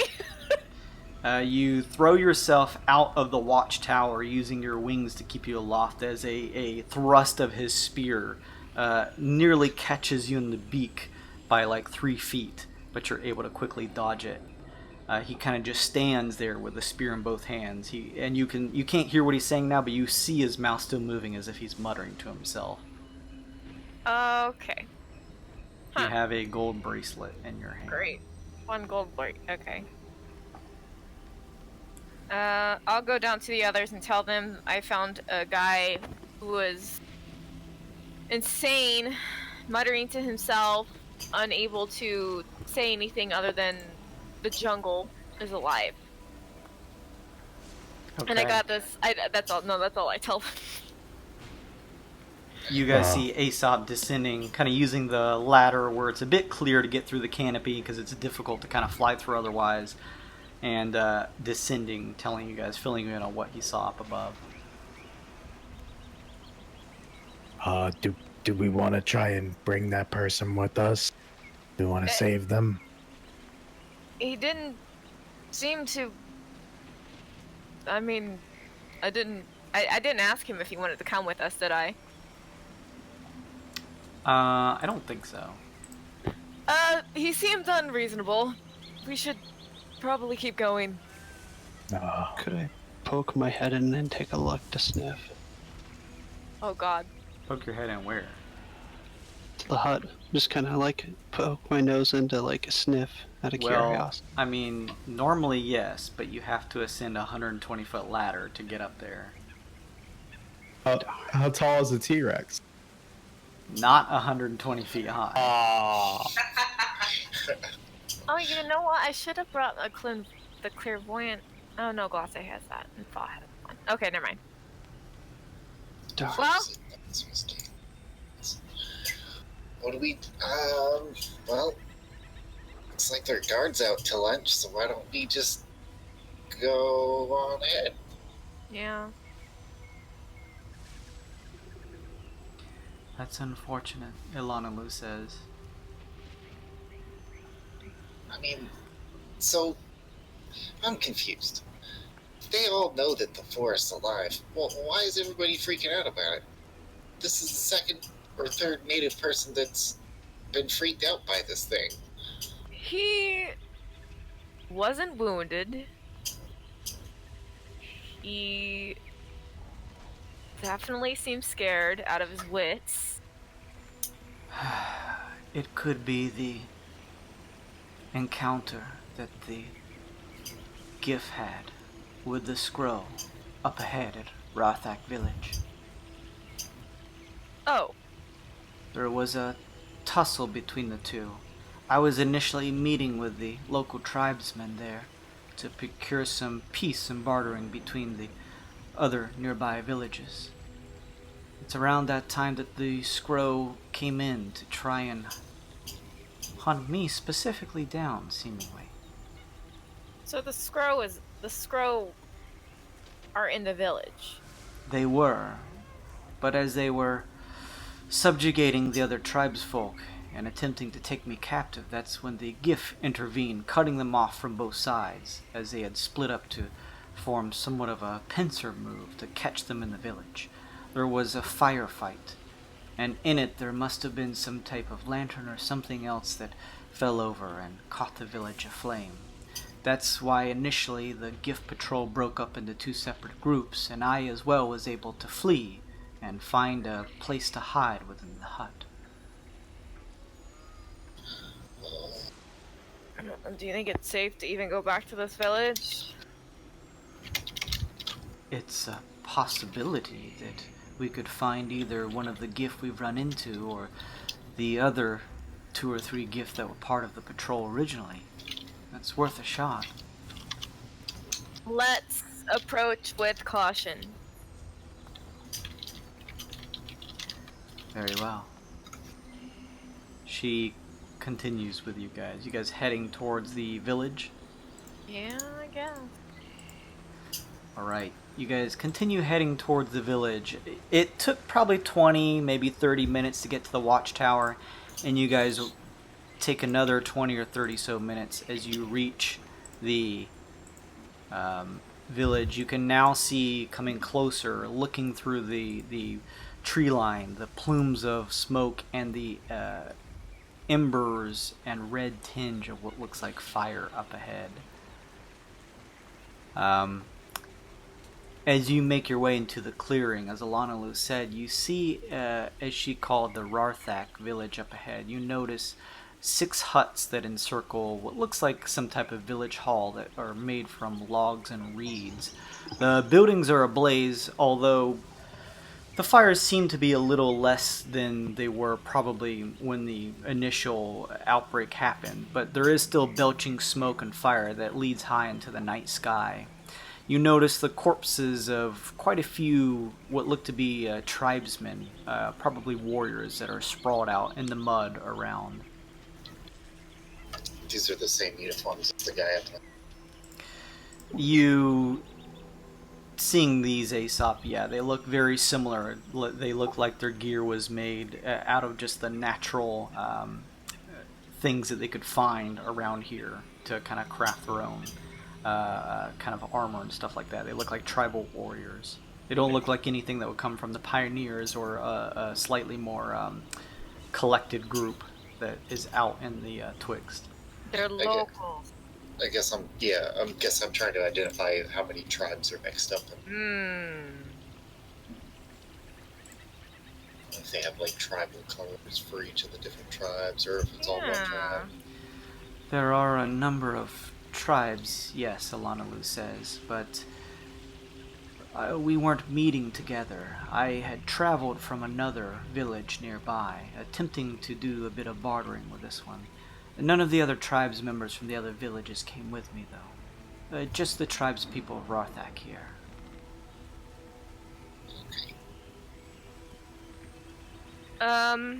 Okay, well,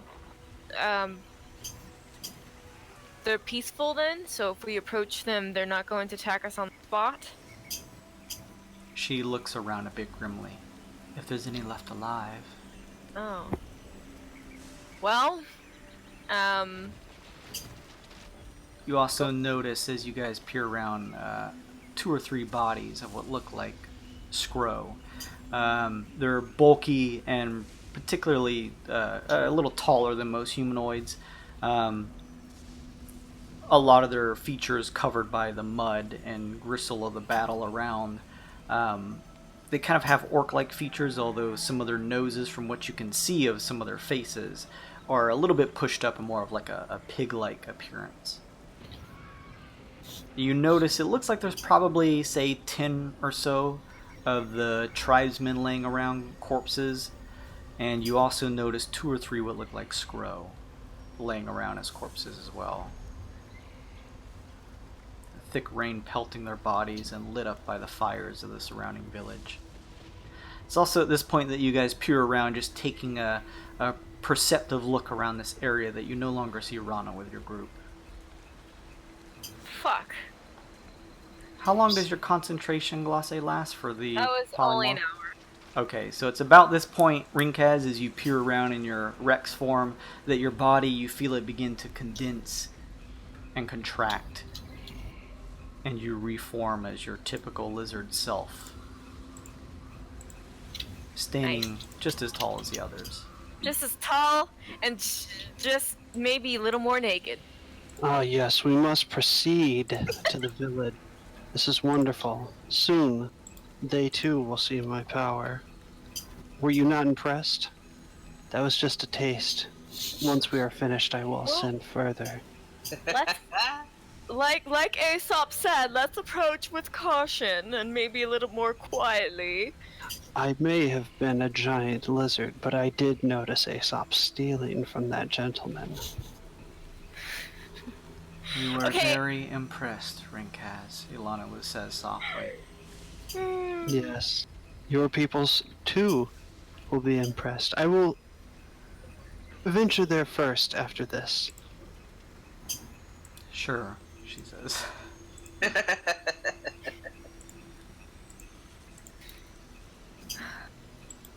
So, approaching with stealth, if possible. Okay, give me a stealth roll. Is this Gloss or Aesop? Both. Wait a second. It looks like Aesop may be here. Yeah. Yay! I mean, this was a suggestion to anyone who is approaching the town. So, if we can all Okay. do it stealthily. Yeah, do me a. I don't think we can hear you, Luke, if you're talking. Look who decided to snork up. Is it actually? He's reverted to his natural kinku state. He can only make computer noises. He can't actually speak. Ooh, shit! Give me all you guys give me a group stealth check. Fuck. Oh my god. I rolled 2. What are these dice about? So that's a total of 7 for me, fam. Stealth, you say? Hello, hello. There you are. Hey. I'm back and I'm not dead. I see. Hey, let me make a stealth check. Is Hey, anybody? let's roll- Sorry, go ahead. Sorry, I was just gonna say that you want to fill. Anybody want to fill Luke in on what happened this first half? Give Daddy the hot goss, please. Aesop currently thinks everybody lost their magic, first of all. Oh no, is that a weird effect? Yeah. Yes, Aesop. You is the only fuckers! one- You... The only one who can do magic. Nobody else can. Of course, I am a genius, Kinku. We split. Okay, so Kunk went one way, the other hippo man went the other way. You guys we also lost- got a map. Yeah, we have a map from the dead hippo man's bag. We went towards the village on that map. We're currently we currently just explored the watchtower, and Aesop went up to find out what was inside, where he found a babbling local who could only talk about Forrest being alive, and while he was crouching and mumbling to himself, Aesop grabbed the golden bracelet, and It's just like a golden bracelet? Yeah, Like Yep, well- off his wrist. It looked expensive. I mean, Okay, I'll put it in the bag of holding. and the local couldn't give us any answers. Aesop came back down. Ringkaz isn't a dinosaur anymore. Did you all just send Aesop up into a watchtower that you didn't know what anything was up there? Like, Yes, Stealthily, and he could Yes. fly. So, that's fair. absolutely. I was hoping you wouldn't send someone who could fly, because then I would have loved to kick you off at 120 feet. Oh, fucker. Actually, Why he you know told what? us the fall damage Good rules. point. Luke, you just signed up for all the tall could fall off things. Oh dear. All right. Luckily, I have slow fall. If Luke Oh, isn't yeah. found. I'm a monk. I get everything. Sorry, I'm like drunk and really sweaty right now. So Yeah, my man. if I'm Normally surly, he's just it's sweaty. wait, so how's that No, different from the normally other I'm just time? drunk. You're not surly. You're lushy. Oh, God. And now we're approaching this town where the Scro and the locals had a bit of a scuffle, and where Elanalue was originally doing her business at, and Well, we have to stop the Scro, right? we don't know if they're here or not yet, so... Well, if they are, we're going to kick the shit out of them.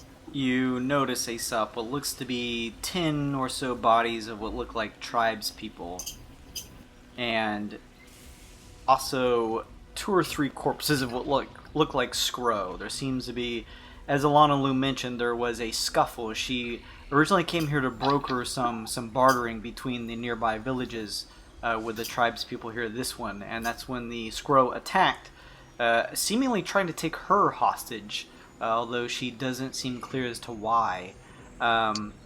In the ensuing fight, the original giff patrol of all the members of the giff split up and formed sort of like a pincer attack. They trapped the Scro on both sides, and there was a firefight. But in the ensuing battle, she's unsure if it was maybe a knocked over lantern or something. There was a fire that broke out, and that's why the giff originally had to scatter. Did we determine cause of death on the locals? Not yet. No, you guys had just entered this area. We're trying to attempt to kind of make your way a little stealthily into the forest, although some of you are making some pretty gross slopping noises, pulling your feet through the mud than others. Oh yeah, I'll just fly over that fucking mud. Alright. You fly over closer to the corpses. I'll make a medicine check as soon as I'm close enough. Alright. You get close enough to one or two that are kind of close together to make a good medicine check. 13. You can see as you kind of move the corpses a bit of the tribespeople here that it looks like they were butchered by sword, and you notice a bolt or two from what looks like a crossbow in the other. Alright, normal, probably scroll weapons. I'll go back to the rest of the group and tell them. Okay. Is there like a sign of the name of this town anywhere? Like any, welcome to... No, you don't notice anything like that. Okay. As you're going to look around, Glacé, peering for a sign, out from behind one of the houses, you see a large shadowy figure. He runs his blade close to your neck and stops as you notice that Ras has peered from around one of the huts that are ablaze. Oh, Calm down! You could have stabbed me with that thing. I am very precise with my blade. I only cut who I intend to. Mm-hmm. The rest of your group seem to be alive and in good enough shape. Have you seen any of the other gift platoon? Spots or Kunk? I have not. Yes, he says, looking around. This is the site of the initial fight that we had to help rescue the ambassador. We were able to at least fend off her captors, and allow her to escape. But the ensuing fire made me and the others have to escape from one another. Kunk, Murok, Spots. We parted ways with the other 3 members of our group. So there's nobody here, like, alive or anything? I arrived not too long after you did. I see no signs of my other men here, though. Well, do you think this is a safe place to rest for the night? Oh, absolutely not. It's a burning village. That doesn't seem very safe to me. Remember the last place we tried to stay seemed safe. I was gonna say, plus remember we can't. raptors. Plus, what's her face said we can't really stop moving. The longer we stay somewhere, the more chance the planet will attack us. Oh, out of character. Is that what we figured out the jungle was? Is literally the planet? What I was trying to edge on earlier, I don't know that it was translated to that. That's what I was asking about, like, why all the locals were scared of the jungle. Like, what? Is there some beast out there? Or? Seems like they just know they can't ever be like, I don't know, they can't ever relax. That would kind of scare me after a while. There must Living be. in constant fear. You see Ras look over. There must be some type of creature out there. And if it bleeds, we can kill it. What did that Irana say the name of that thing was? Elanalue looks over and says, Pari Mafe is what she called it. Padi Ma. I've heard tall tales of a spirit of the forest, a protector. That's why the only thing I could think of would be the agitation from the fires here. I did notice that it seemed to be particularly agitated by your fire and VT, she says, looking over your way. Ah, good agitated or bad agitated, because I think it was good for us agitated and bad for it agitated. Seems as though fire is not particularly a well-liked element by whatever this thing is. Plants like water and soil, and they like music, right? And can't we just sing to them? Maybe like lullaby or something? It does seem this Petit Mafe to be followed by a eerie piping of some sort.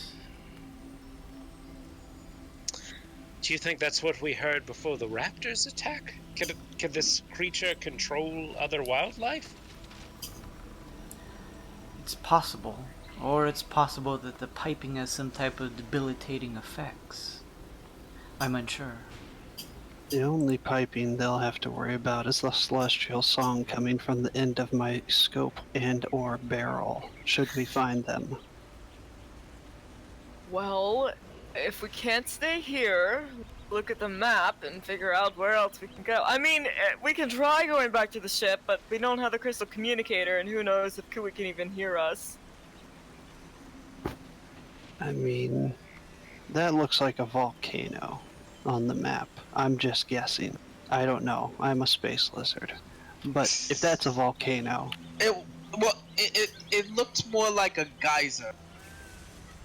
It looks smaller than a volcano when I was examining the map very well. One is more dangerous than the other. You guys, as you are peering around the village in the distance, hear Like a scream of terror, or like a roar that is wild and animal-like? Yeah, I wasn't sure. what either. sounded like some type of scream of terror in the distance. Let's go that way. Yes. Okay, all right. Yeah. Well, It might be Kunk. That didn't sound like a giff. But you lead the way. We'll It could have carry. been spots. Or I'll lead the way. We'll bring up the rear. You and Asa. Right. I'll go with Sun Kong, but I want to try to stay behind Sun Kong. That's fine. I have my chaos blade out in case I need a clear path. No, let's be nice to the forest.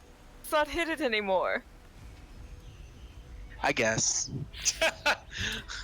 Make some type of check to discern where the scream or cry came from. Perception, or could I do survival? Would that make sense? No, probably not. Not so much, no. Yeah. I'll do perception. Oh, what? Advantage? Why don't you do that? Hey, Sun Kong, would you mind rolling me a D10,000? I do mind, actually, Jason. This is only the second one, Luke. Ooh. Oh, And then there's the third one. Hey, Well, are we at Rinkaz. advantage? listen further. Maybe I'm the asshole. Yeah. Yeah, because we only had one before you got here. Huh. 9,629.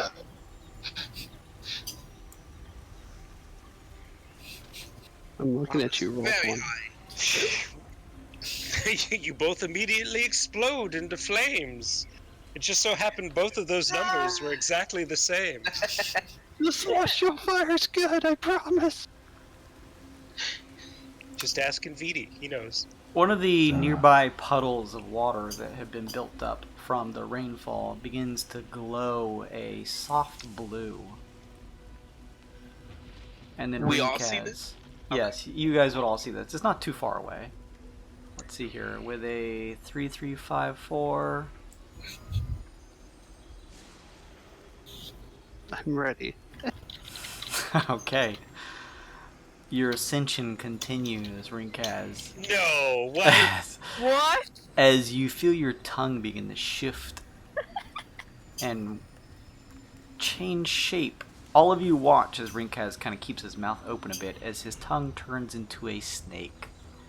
Yes. Oh no! He's Kaz like is black, aliens baby. now. You know, Roll a d4, Rinkaz. Quick question before I roll. Am I still like invisible, nude, or am I regular clothed, partially clothed Rincat? You still have everything on you, but all of your items are invisible, so you are standing there naked.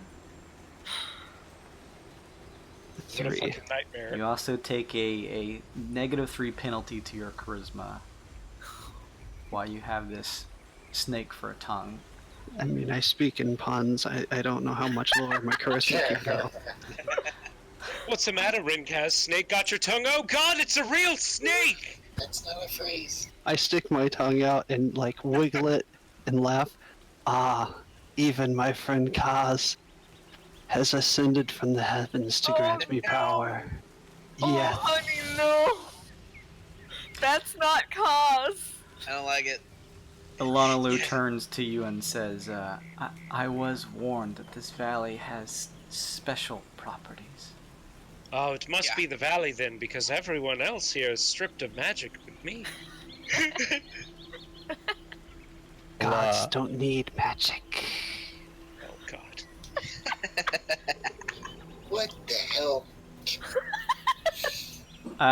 However, with a natty 20 and some high rolls from everybody, you guys get the sense that the screeching or cries were coming from the path that leads north out of the village, heading past it. Let's go. Yes. I follow you guys since I rolled a 1. Okay, I will lead the way. You're so brave. I stay 15 feet back and 15 feet off the ground. You know, Aesop, in case they want their friend back and we have to maybe do a prisoner, Stitches was very useful. Who? You don't remember Stitches? Who? What is he, an owl now? He's an owl now. I don't like this valley. I want Aesop back. I'm still a kinku. Oh, good. I like this valley. Mine is being eaten. You could say you're a valuable asset. Okay, let's go. Let's go. What does the forest hate again? I start throwing fire everywhere. No! I don't do that. I don't do that. That was out of character. That was a goof. That was a goof. Doesn't Cap have firebomb, fire grenade? Technically, everyone has 3. Everybody does, yeah. Can you Oh, can you yeah, guys that's rearrange yourself into a marching order? As you do so, Ras is going to help take the lead too. How do we get fire bombs? I gave them to you. Oh! Oh wait, are we doing horizontal or vertical? Yeah. What's going on? Um, Also, please stop. Delta split. Spread out. Delta split. you guys are headed north, so we'll say vertical. Okay. So Glacé up at the front with Ras, Sun Kong just behind, Clatter along to the side. What the fuck are all these icons on me? Oh, you were flying. That was the blue. Okay. Yeah, that's You want to lose somewhere in there. Some bats and shit at the back. I don't have the bat. Oh, I here. have 280, but Let me give you control of this one too. Controlled by whoever wants to. There you go, buddy. Rinkaz, where are you at in this line? Right here? Yeah, you're right there. Perfect. You guys continue to trek through the forest. It's another 15 or so minutes trekking north past the forest. You guys come to where the path begins to arc a little to the left, looking at your map, seeing it do the same. It passes over a cliffside to your left. You see where a waterfall runs down over the path, heading out past the waters, kind of crossing over the walkway that's created here and heading off the cliff into quite a few feet down. You notice as some of you kind of head over to the edge, Aesop, you kind of fly over and see that the waterfall probably is the beginning of this river area that leads down to the lake bed down south. The path is cut off by the waterfall. that pushes through this area. However, there is enough stonework and stuff that juts out that kind of makes up what you guys can surmise that is probably a lot what the tribes folk use to get across. Some not a completely reliable walkway across, but for more dexterous types or those who are used to this area can probably make their way across a couple stones and outcroppings of rock that push through that you could try and hop or hobble over. Aesop, you get the feeling you would have no problem, but it looks like everyone else, from one end of the waterfall crossing the path to the other, it's about 30 feet. Well, good luck, groundlings. I'll see you on the other side. I'll go first. Acrobatics? I will take a acrobatics check, please. Yes. Aesop, Cool. are you going ahead to just fly over to the other side? I'm gonna get like halfway across and wait and see if everyone else makes it over okay. Okay, good enough. Yeah, you kind of hold yourself in the middle, hearing the sound of the rushing water from the fall here. 22.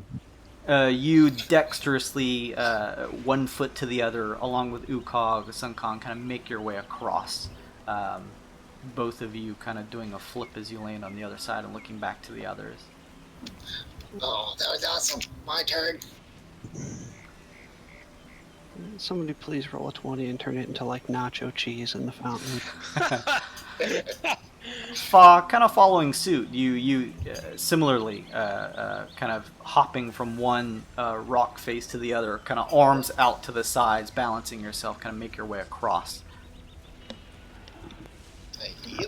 Alright. Now, does this look dangerous if we fall? Yes, it looks like you would fall into a waterfall that very quickly heads off of a cliffside and drops probably maybe up to 100 feet down below. And who is left? Me and Vidi and Lord Ringcos?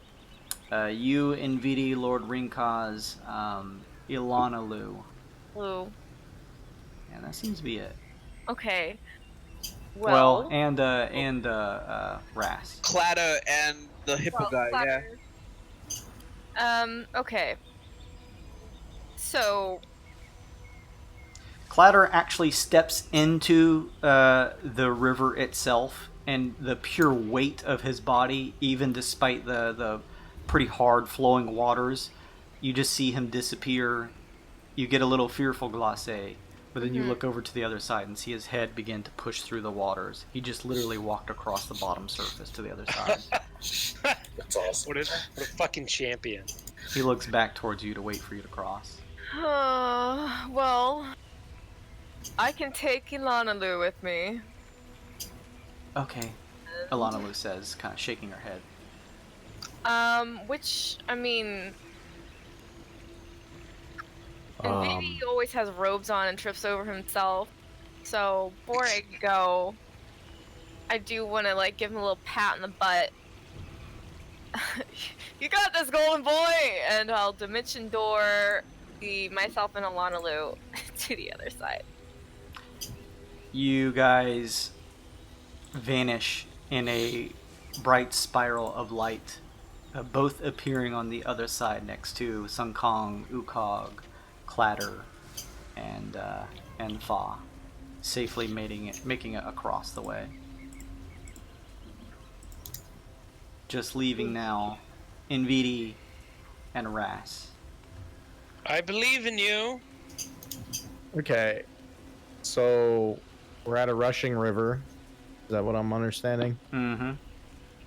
And I have to clear it to make it across? Stepping stones. Yeah, there's some stepping outcropping of rocks that the water splashes on. They're kind of slippery, but you've noticed that most everyone else, kind of maintaining their balance, have been able to kind of work their way across the stonework without slipping into the river and being caught in the fall.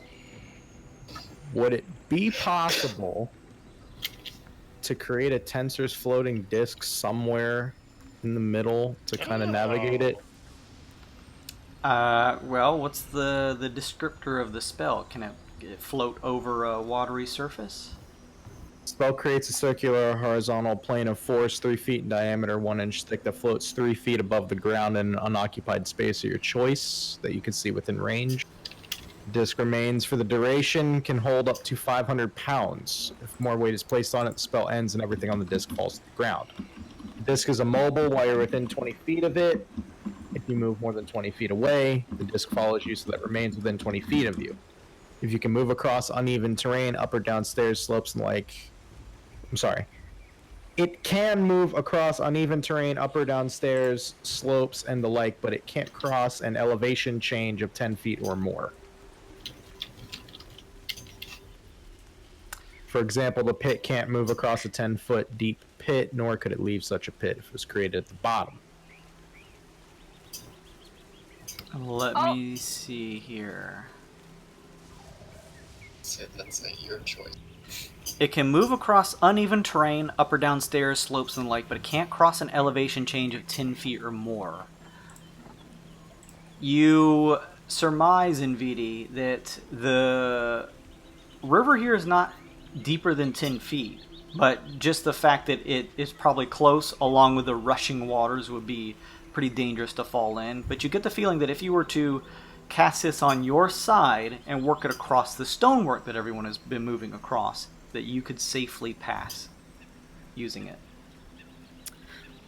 I have Decanter of Endless Water. Can I, like, help ease the... Push him in? Sure. No, like, ease the current, at least, so it doesn't, like, whisk him away, like... Well, how would you do that?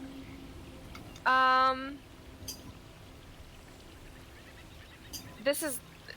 It's like a 30-foot wide rushing river that is pretty untraversable except for the outcropping of the rocks and stuff that kind of sticks out that most of you made your way across. Okay, well, in that case, can I have an idea, because it's a 30-foot stream that comes out. 1 foot... It's 30 feet across. Right. And you imagine it's close to probably 8-9 feet deep. Okay. The most dangerous part is that it's pretty torrential, or rather, it's a pretty aggressive river. You can see it just smashing up against the rocks, making them a little slippery to get across.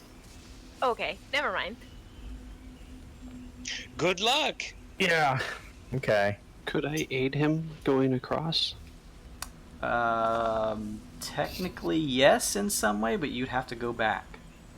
Unless, have you gone across yourself? I haven't gone across yet. How would you aid him? Tying a rope around me and tying it around him, or just, hand in hand, step by step. Tie it around his neck. You feel like you could tie a rope around your waist and to his, and if he was to fall in for any reason, you could probably use some check to hold yourself in place. Just keep in mind that the same would happen to Nvidi should you fall in yourself. Nvidi has a +10, or plus 1d10. I don't know if that's a good idea. I got a +9 up my check. What's the worst that can happen? You take a little shower? Yeah, exactly. Well, I mean, it's just a waterfall. I'm not trying to boast, but I'm pretty sure soon I'll be able to walk across water. right.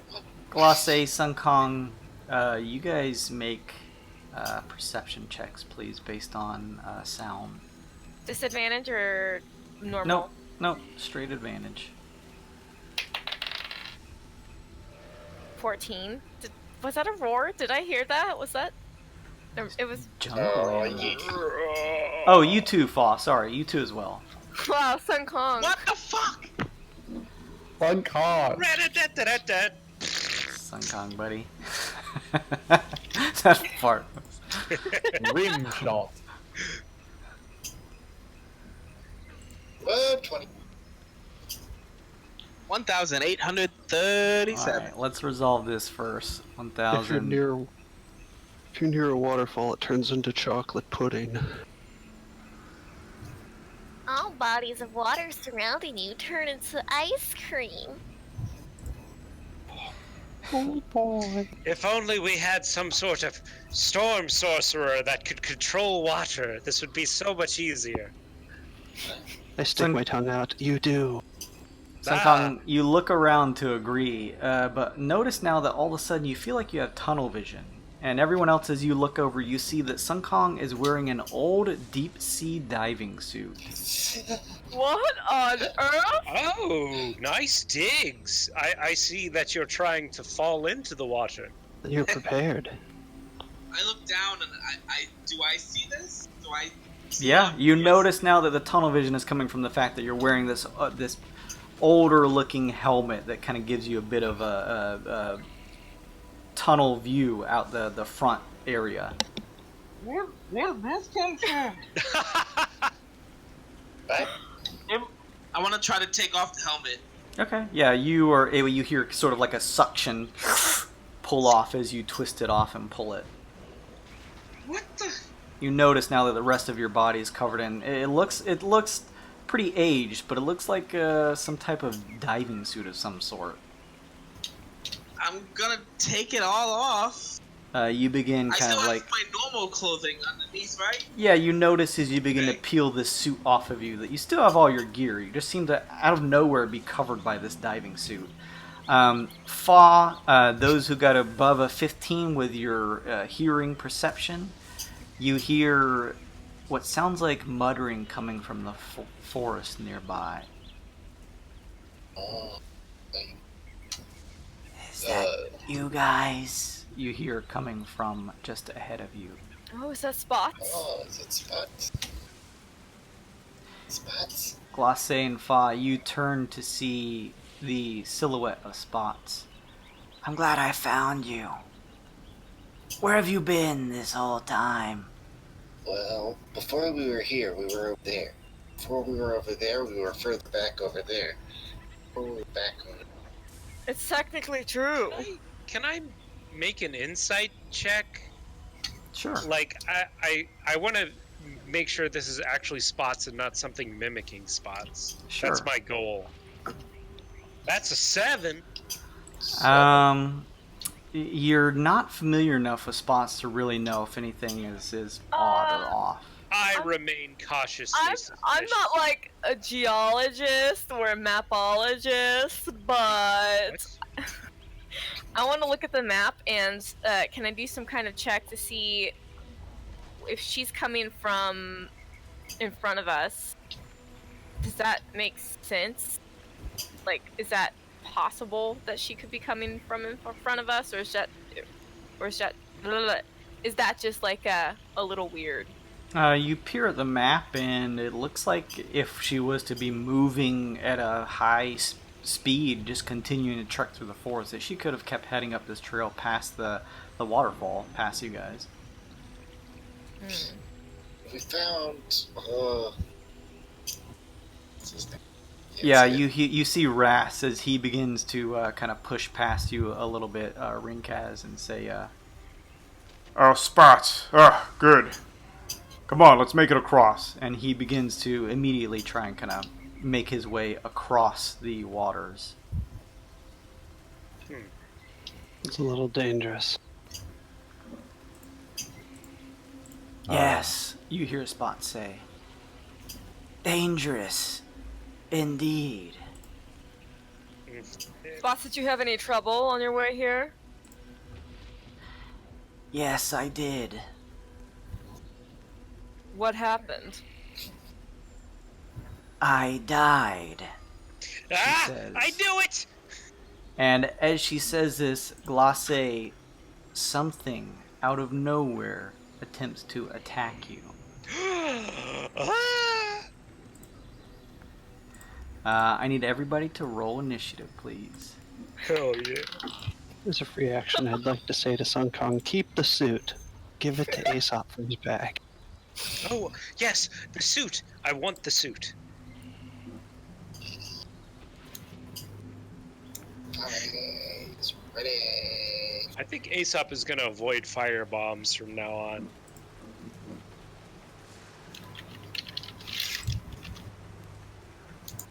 I'll use my other blood-related abilities that turn into fire.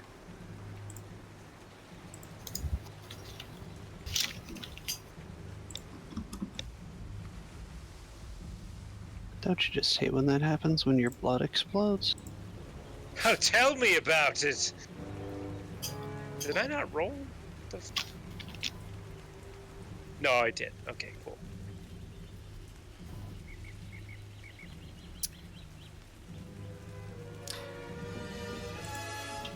Go ahead and put your initiatives in. We haven't changed maps, so we can just keep using this turn order here. Just let me know once you guys have entered your stuff in. Great. I don't even have to change my initiative from last time. Everybody entered in good? Big brain plays. Alright. Glacé, something out of nowhere you see shifting your way. You can only make out the bare shape by the rain that patters against it. Otherwise, there's nothing in front of you. What on earth? Glacé, Sun Kong, Fa. Aesop, are you still halfway across the river, or did you fly over to the other side? Halfway across and still airborne. Okay. Even you, Aesop, I need you guys to make a wisdom saving throw as through the air you hear a horde piping pick up. Oh god, if this stuns me, I'm dead. I'm just gonna get swept away in the river. Wisdom, you said, Jason? Wisdom saving throw, yep. Okay. You can do it, Aesop! You can do it! Hiya! Nope, can't do it. Can't do it. Wait. To be fair, does Luke get a card of any sort for... I already rolled. I already fucking rolled. You gotta spend inspiration before you roll. This is true. This is true. Let's see, what were you guys... Oh, who's this for? Sun Kong?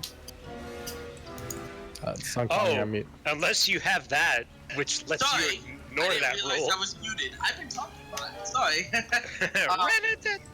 Can I use that on myself, or do I have to use it on somebody else? Immediately re-roll a d20. Another creature just rolled. Okay. It would have to be somebody else. If I can't use it on myself, there you go, Aesop. Try again. Oh, Nice. thank you! Thank you! Oh, yes! 17! Thank you! Alright, 17 from Aesop. What'd you get, Sun Kong? 2 plus 3, 5! Okay. Glacé, how about you? Wait, what? Oh, wisdom what are we saving rolling? throw. Oh, sorry, I did not roll a wisdom saving throw.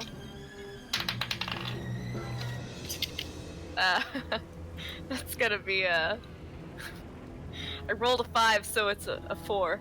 Okay. Fa, what was your roll? Oh, You have a -1 in wisdom? That sounds about right. I'm beautiful. That really makes a lot of sense. You've been role playing that pretty well. very rude boy. Fa, Sun Kong, Glacé, the horde piping unsettles each of you and just throws you off a bit. Your minds reel a little bit as the sound just digs into your ears. You guys are poisoned. Oh! No, I'm not. Poison. Oh. Except for Sun Kong, who's immune to poison. However, Glacé, something the shape of which you can only tell by the pattering of the rain on its form is charging at you. Oh. It Are is... Sorry, go ahead. Go ahead, you go ahead. I was just gonna say, are you immune to disease and poison, Sun Kong? Indeed. Wow, holy shit. I'm rolling a monk next. Broke ass monk. Months, man. They're a lot of fun. Something charges you, Glacé, and attempts to slam in you. 20 versus AC is, I'm assuming, gonna hit. I would like to intervene on. Here? As an immediate interrupt. Disadvantage on its next d20 roll. Ah. Okay. Nice. Nice. Beautiful. So whatever what's this thing. that Oh, from? What's that from? What? Was that a good boy card? That's What It was was that? an inspiration card. Oh, it's just a regular inspiration? That's cool. Yeah. Glosse, you are nearly thrown off your feet by whatever this thing is that you can't see smashing into you for 13 bludgeoning damage. It passed on its second attack? Well, that was just the first attack. It Well, already no. succeeded Wait, in it gets attack. more than one attack. Come on. No, that's what I meant. I was throwing disadvantage on that roll. No, it's got to be its next. Yeah, it said part. next I attack. think, I don't think it was. You try. You did try. And it's going to count because it is immediately trying to attack again. Yeah, so that's still good. Maybe less damage. So No, with no, no. Or, disadvantage, Disadvantage both on low the- rolls. You watch nearby, Glosse, as the ground near you is thrown up, mud thrown and slung, almost as if something smashed into it, but you're able to just roll out of the way quickly. Whatever this thing is, you can't seem to see it. Okay. I can help with that. Oh. Sun Kong, you are up. Alright,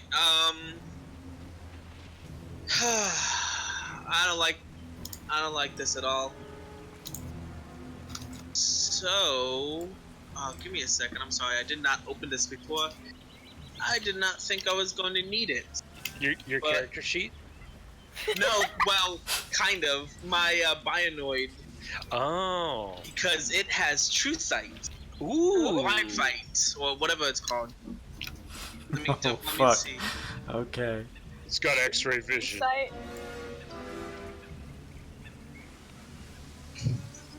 But so yeah,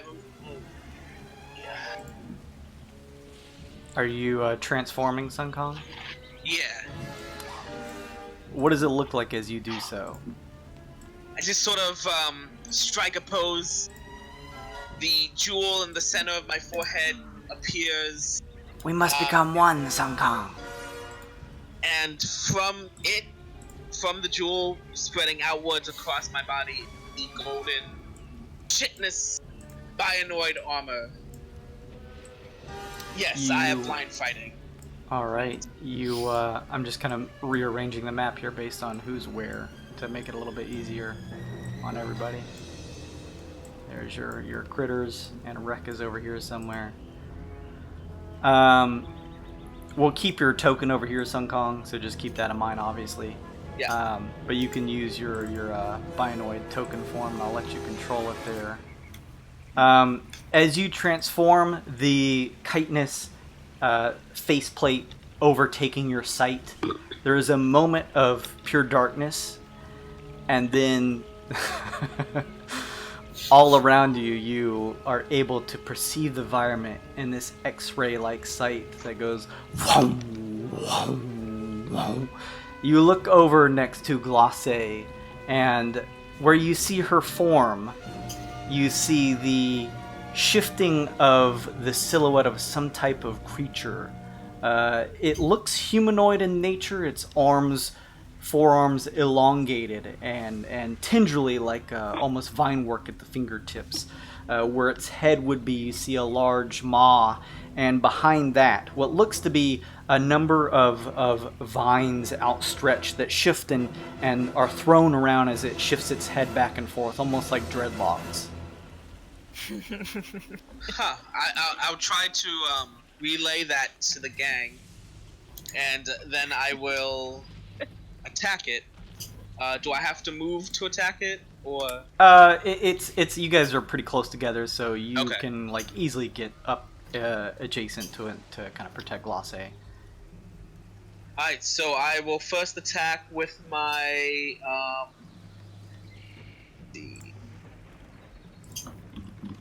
what do I want to attack with first? Your Chaos Blade. Right? Well, no, I'm gonna use my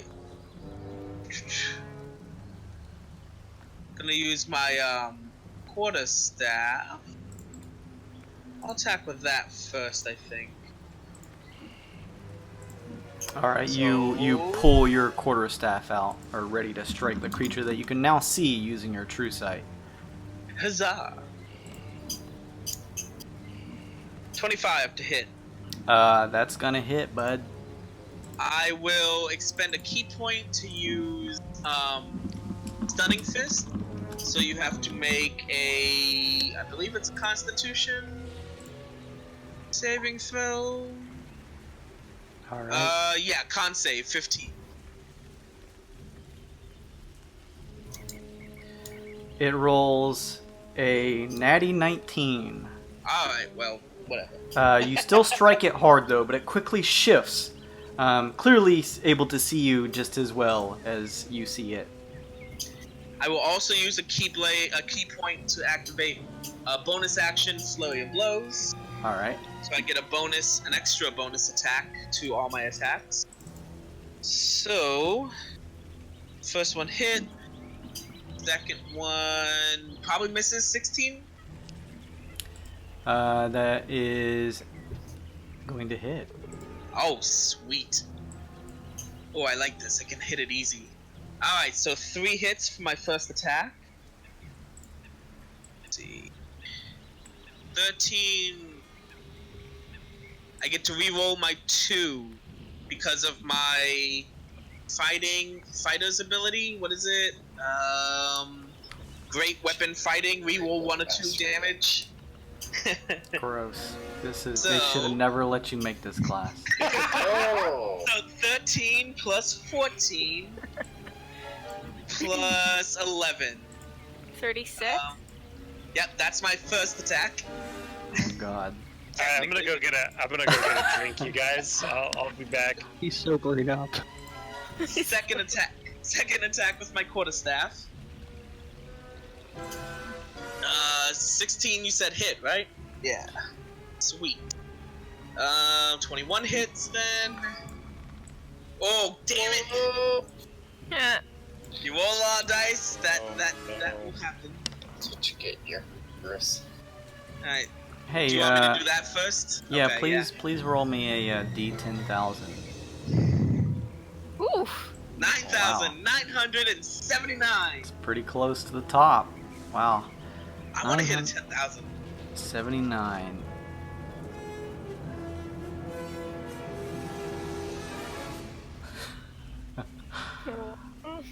Oh no. Oh god.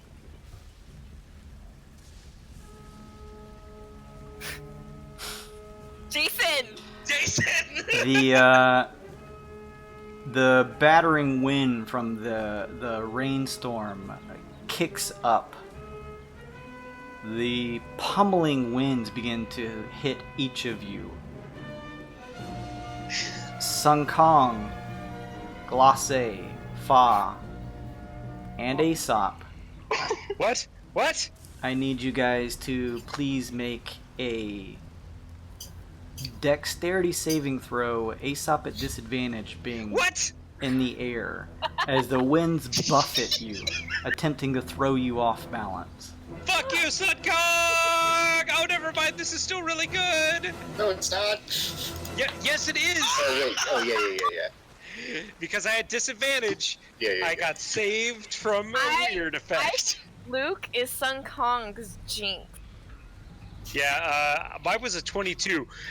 That was with disadvantage, by the way. I just want everyone to know that 22 is with disadvantage. Can I let you guys know that? You are buffeted off the side of the cliff face where the waterfall drops, Aesop, but you're able to maintain your height and keep yourself held aloft. Fa, you easily hold your place. Glace, what was yours? I got a 13. Glace, you are knocked prone. Okay. And Sun Kong, you easily save, but I need you to make another D10,000. Please roll the same thing. Please. Aw. 8,777. All right. That's a lucky one, right? Because it's got 3 7s in it. It better be.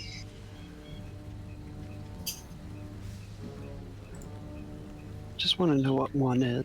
You instantly die. The And impact. 10,000. I wonder what 10,000 is. Dude, if I rolled a 1 on a 1d10,000 and it was instantly dead, I would not care. It's okay. Me or Kyle will do that. Watch. I would be like, well, I mean, brain aneurysms happen all the time. I Oh, guess that's so it's fine. terrifying. Don't. Who's holding the map? Me.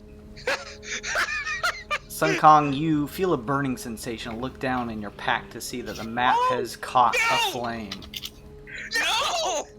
I try to grab it and like put it out. You go to grab for it. It stings your hand for 1 fire damage as you pull out nothing but smoldering ash. Oh. We lost the map! You know what? I even thought about earlier, like Aesop can copy things down. I was like, maybe we should do that. To get That would have been so smart! Can I beg to ask just what it said? Is it if there's a map nearby, or is it, I mean, paper, parchment? It was probably like last item picked up.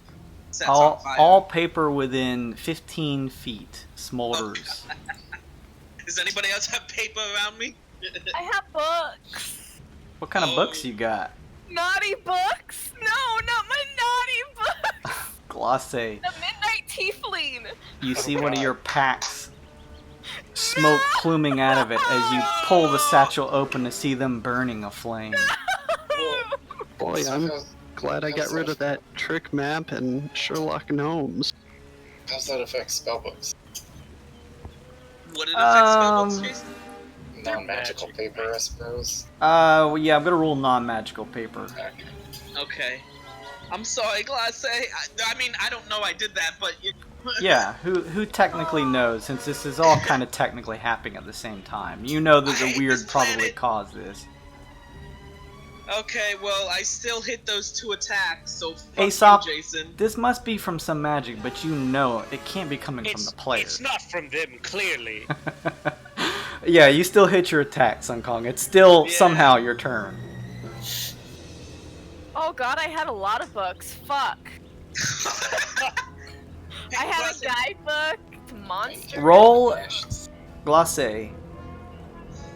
Type in each of your book in the chat, and after each one, roll a d20.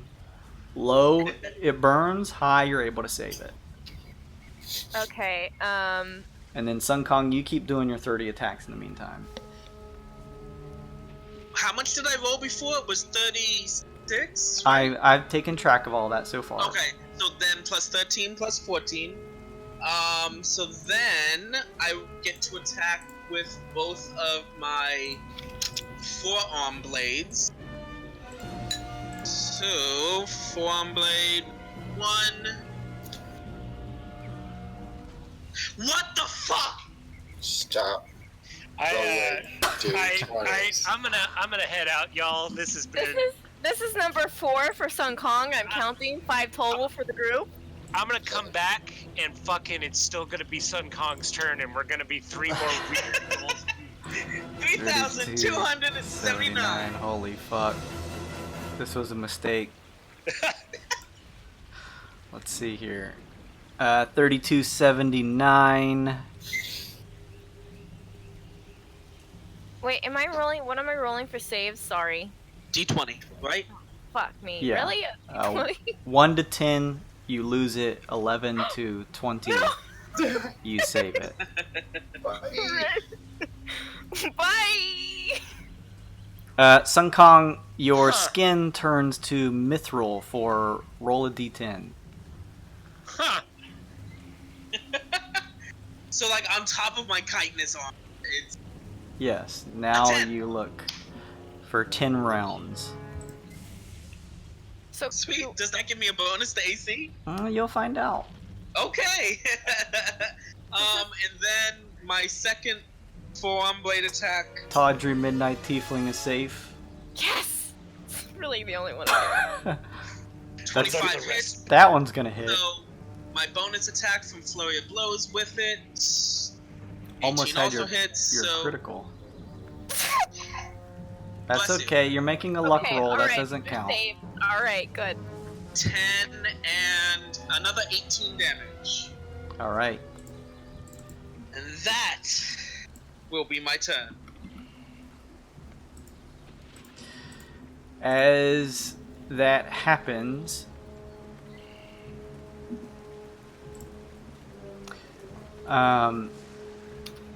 before you go, Fa, I need you, Glace, and Sun Kong to make a dexterity saving throw. As Sun Kong, you being able to have the vision to see the creature, see it throwing a hand up, and the plants around shifting to entangle your feet. This thing controls the plants. What am I? What? A dex saving throw. Dexterity. Fa, you're fine. Sun Kong, you are grappled. 12. And 12 Glace, is what still was yours? grappled. Yep. 17. Fa, Glace, you're fine. Sun Kong, you can't pull your feet up as vines wrap around it. You're grappled. Ooh, it's on my feet? Okay.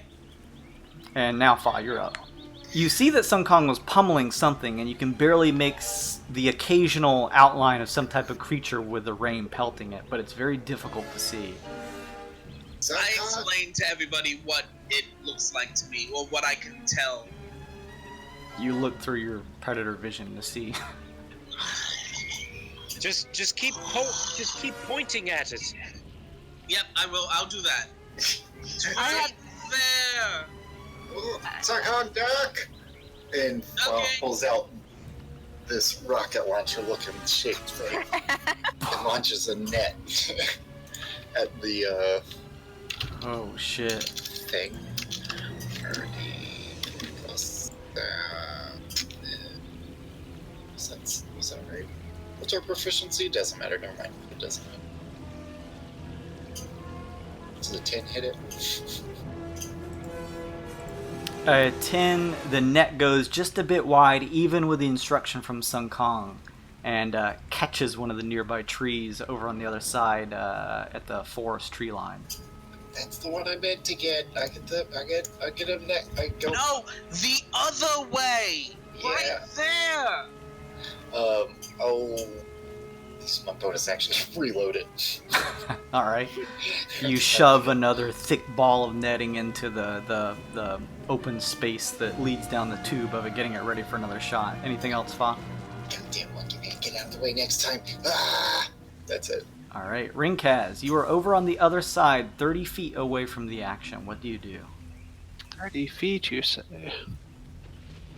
I use a point of grit to gain advantage and point at wherever the critter is at.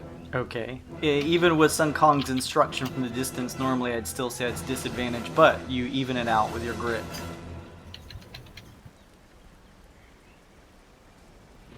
Does a 17 hit? 17 hits. Alright.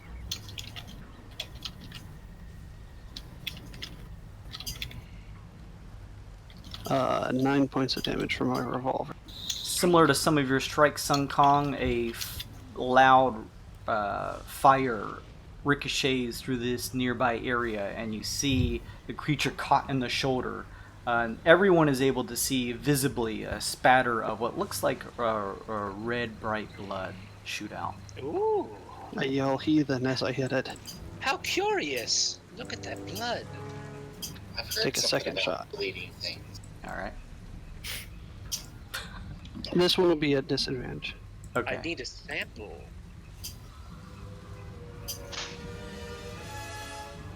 Oh, sorry. That's I rolled okay. damage on that. Let me reroll the. Okay, so that's a Not bad. 20. It's gonna hit. Alright. Now roll for damage. The same, 9. Alright, another shot ricochets into the creature. I will use an action surge because this is super dangerous territory. First shot on the second round of attack. 13? 13, the shot goes just a bit wide. You see no spatter of blood, and instead the foliage of the tree line on the other side shift as the bullet goes wide into it. Alright, second attack. That's another 13. Another miss. The creature seems beyond your tactics, shifting out of the way, using its invisibility to its advantage.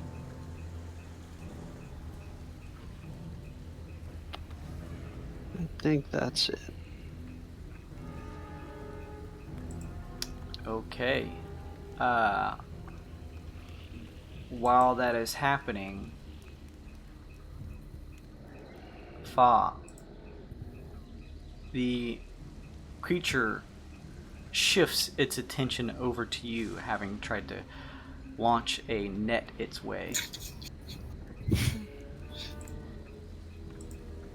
Although you can't really tell because it is invisible after all. It's going to try to hit you. Just reloading the thing here, nothing. Doop doop doop doop. It's a very high roll. I'm sure 23 is going to hit. Oh, It's coming for your phone. yeah. You are reloading your weapon when you are just smashed over the face for 11 bludgeoning damage by something that you could not see.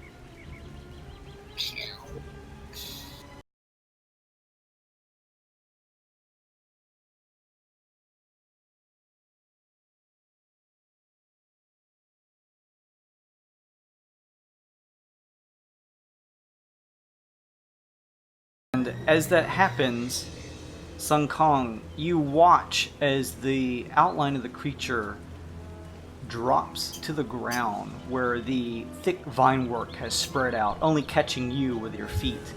And you watch as its body begins to lower and descend, almost merging with Ooh, what looks like the plant life around it. ooh.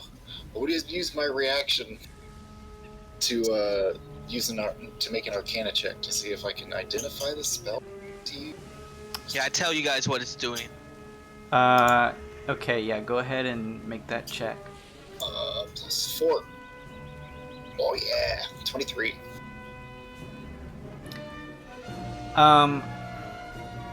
Fa, you try to use your knowledge of arcane magics to see what type of perhaps spell or something it's using. You know that there is some magics that have ties to plant life. But for whatever reason, with this high of a check, you get the sense that this isn't magic. Of course it's not magic. No one here is magic but me. How could I forget? With that, you guys look around and notice that the creature, Sun Kong, is gone. Oh. Are you all alright? I didn't even have to do anything. What on earth happened? I got hit on the What head. was that? Another trial. Sun Kong, what did it look like? Sun Kong? Muted Sun Kong. What did it look like? It was humanoid. It had like dreadlocks for hair, but instead of hair, it was the vines, and like it was kind of like did it have claws? I don't mean. It looked like it had claws. It kind of looked Yeah. like they're made up of like sharp thorns at the ends. Can I do a history check to compare that to the wildling people that we saw in Bavaria? Sure. Okay.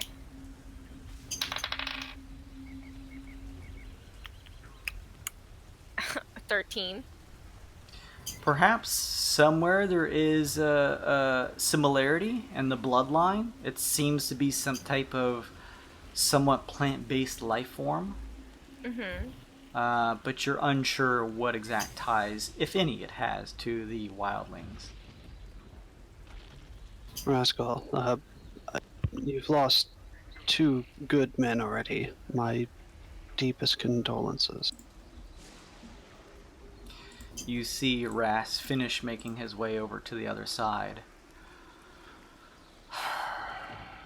I had a lot of good men with me.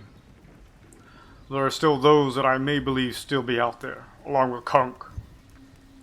But before we find them, I want to find this thing, and I want to kill it. Well, how did it? You said it just melted into the ground. Yeah, just just became like one with the vines. And it That's wasn't bizarre. magic? I don't know I've never anything. seen. I don't know I have any no idea difference how it works. between magic and natural abilities of you various creatures, he says. All I know is that I want it dead. We can make that happen. I want to look around and see if he left any of this strange glowing blood behind. I'll help you investigate. Or perceive. Does that sound correct, Jason? Yeah, you guys with your glowing coins that NVIDIA made earlier to provide light can go ahead and make those checks without disadvantage, because it's nearby. Oh, whoops. Okay. That is going to be a 25. Yes, you are able to pick up the small pool of dripping blood where Sun Kong delivered a fury of blows, as well as a little bit of spattering from Rinkaz's shots. Well, what does everyone think? Is this our new quarry? Are we chasing this creature that most of us can't even see? You know what? Maybe that was the thing that took the crystal communicator. What? I mean, there was nothing around us at the time. I suppose. It does seem like something invisible took it. And it just melts into the ground. I mean... It just melts into the ground. Yes, yes. I suppose Doesn't leave tracks. It's our best lead right now.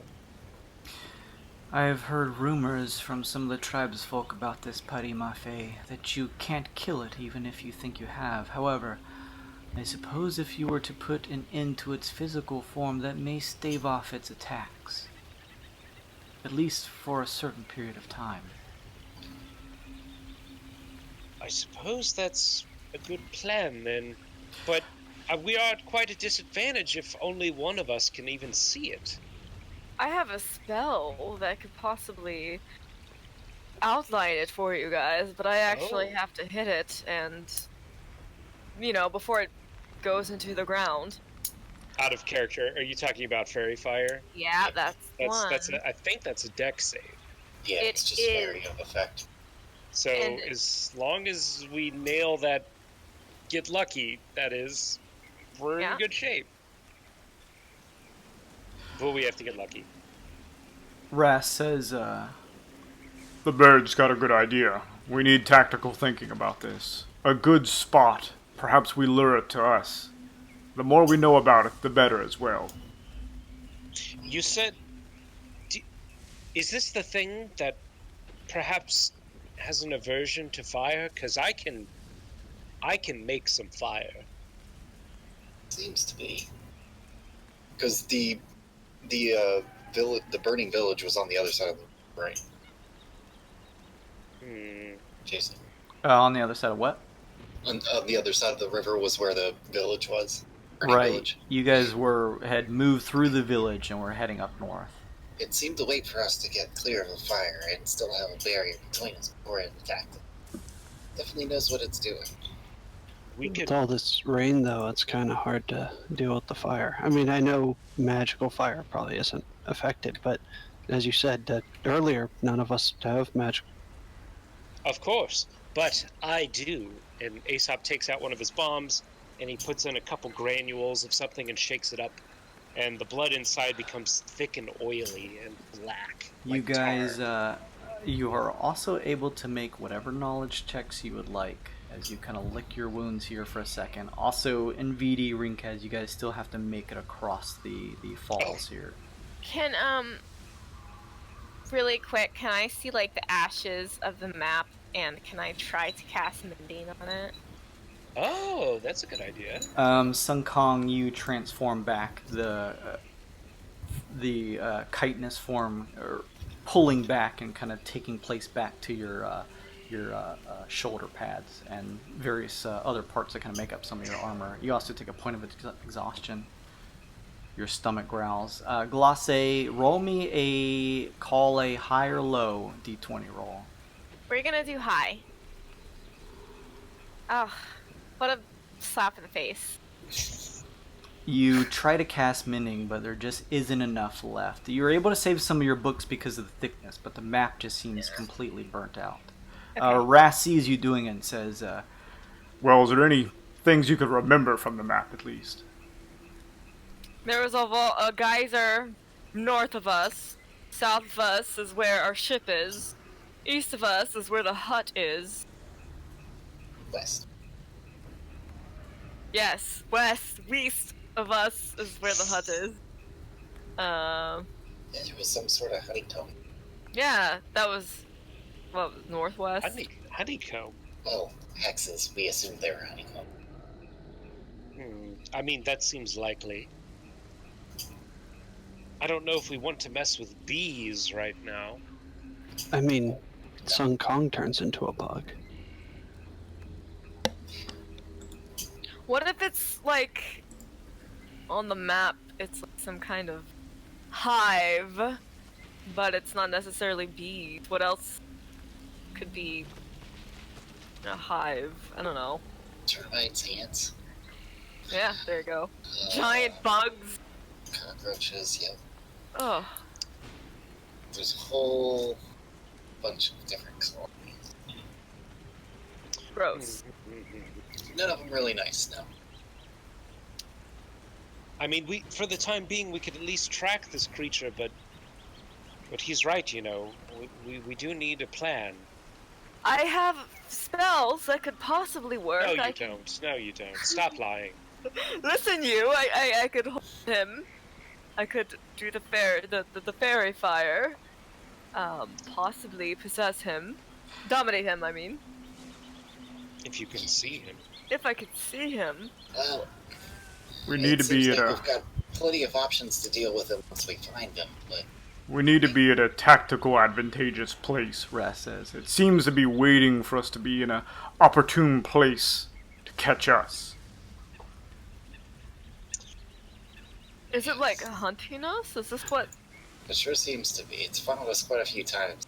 It is definitely hunting us, Ras says. What if we go back to the tower from before? I mean, we could take a rest, if you will, and get some of our exhaustion, some of our spells or magic. Maybe then we would be able to cast magic. Those. I'm not risking Conk dying out there while you take a load off, Ras says. I think we can press on. Can I try to, with my mic, in my mic, can I try to... Was it a horn we heard, or was it like a noise? It was a disturbing piping sound. Is that something you think you could mimic? I mimic the noise as loud as a normal speaking voice. Perfect. But I would like to put my mic up to his when he does that. Oh, I suppose that would work. I could try it. You want to go ahead and try? Sure. What do you want, Jason? A deception check? Yeah. All right. I can't see. Or performance. I'll take that too. I can mimic any sounds, including voices. Okay, but I don't have. I do have to make a deception on this. It's required that it's. Can I like aid him since I have the mic? I don't know. Because he's trying to make a noise and not so much someone saying something, I'll say no, because this would be difficult. Is it a weird sound? Because I can mimic a person's speech or other creature's sound. I've heard it for 1 minute or as an actor. Again, it's you get the sense that it's not so much something being spoken per se, as maybe some type of effect that emits from the creature that's present. So it'd be difficult to do. Aesop, what was your total? Is only 11. You do hear the because of Glosse, your mic, the kind of loud, shrewd sound of what sounds like a facsimile of the piping. It's kind of shrill and eerie to the ear, but it doesn't exactly match up to the actual sound that whatever this creature brings with it came. Well, I tried. Sorry. Yeah. Another idea, if we need to press forward. I mean, if that hexagon thing on the map was a hive of some sort. Maybe there's wax. Maybe it could burn bright like a candle of some sort. Those of you who want, make a history check. I'll make it. Fuck it. Oh, good! Good.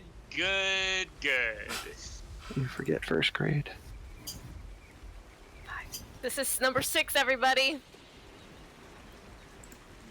Give me I a was gonna, D10,000 along with anybody else who wants to make a history check. I was gonna offer to use the glow sticks like I did before when I painted the targets literally with them, but I think it would just wash off in the rain. 9. Oh man, that's really close to being a crit.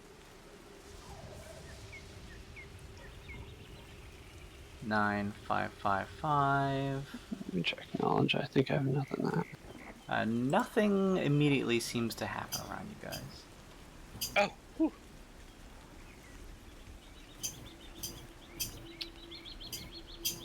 Well, What were the totals on this stuff? Sun Kong history? Is that a 4? that was a 9. Glacio's a 9. Sun Kong, was your a 4? Are you awake? Are you there? That is 6. 4. Yeah, Okay. sorry. Rinkaz, what was yours? 6.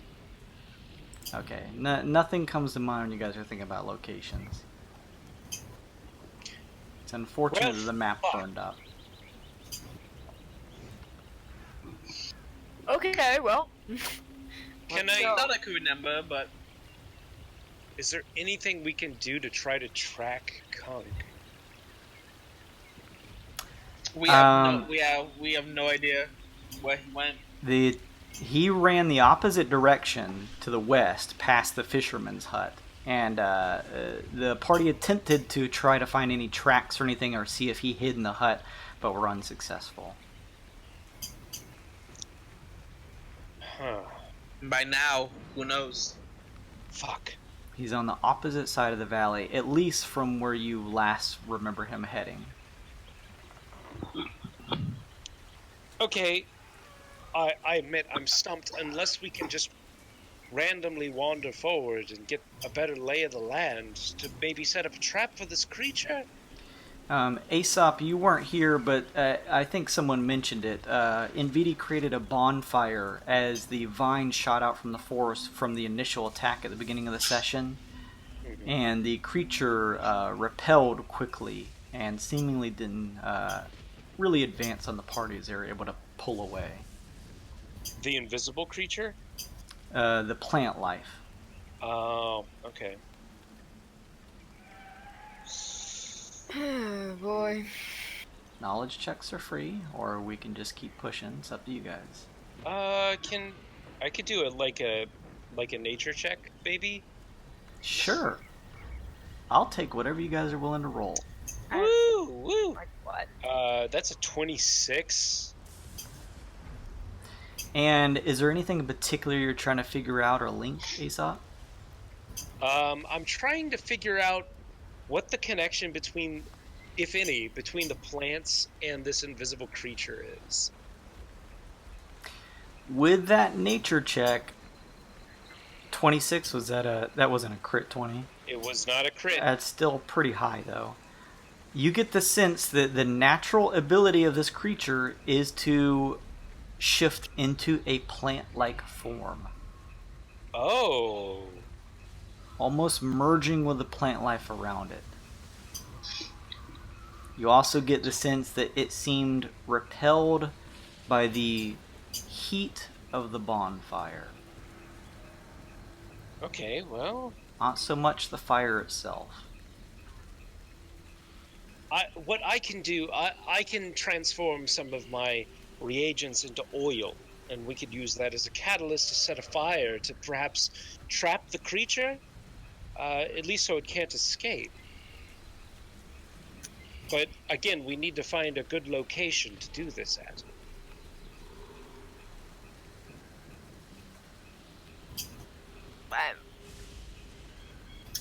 I kind of feel like whatever place is as good as any, really. could make an insight or investigation check to see if he has like a target stuff. Attacked what? us twice now. Like a particular target if he keeps on trying to make his way towards Wonder. You can make a check, sure. What do you call him that? Investigation, insight. Insight. Insight. Disadvantage because you couldn't see it though. You still got it.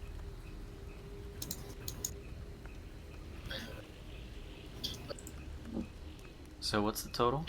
16. 26? 16. Oh, 16. Okay.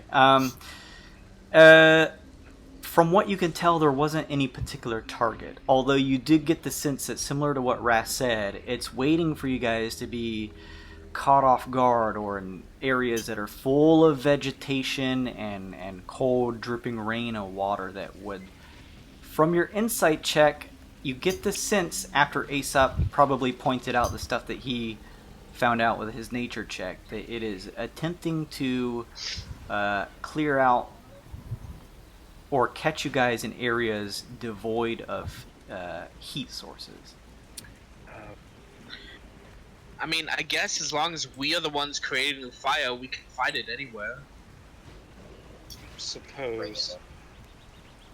So, can we do some kind of check? If maybe can we make illusions have heat to them? Is that something? If the spell says, you could. Not any that I know. Oh. I have a plan for the next body of water we come across.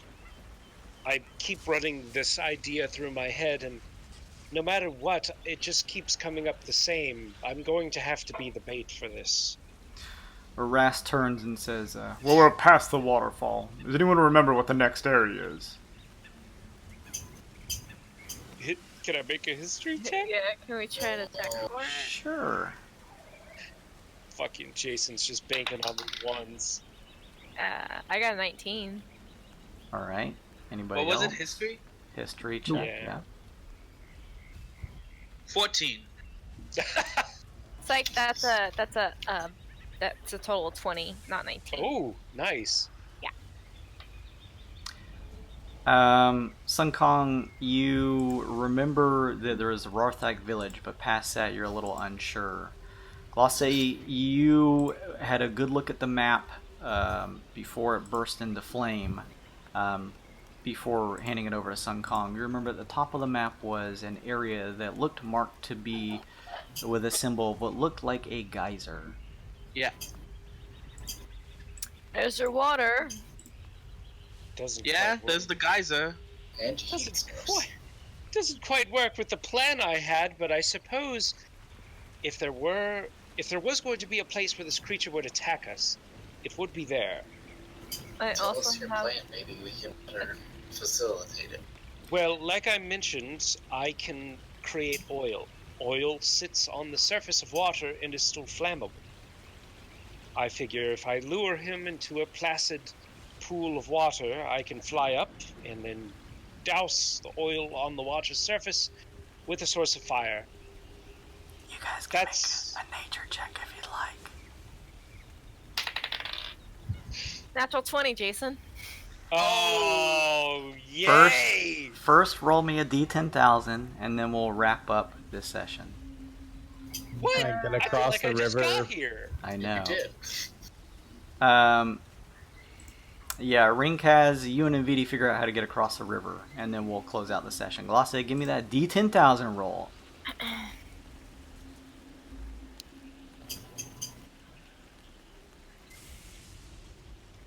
Sorry. Dun, dun, dun, dun, dun, dun, dun. 2,480. 2,480? 6. 86. 2,486. Gotcha. 2,486.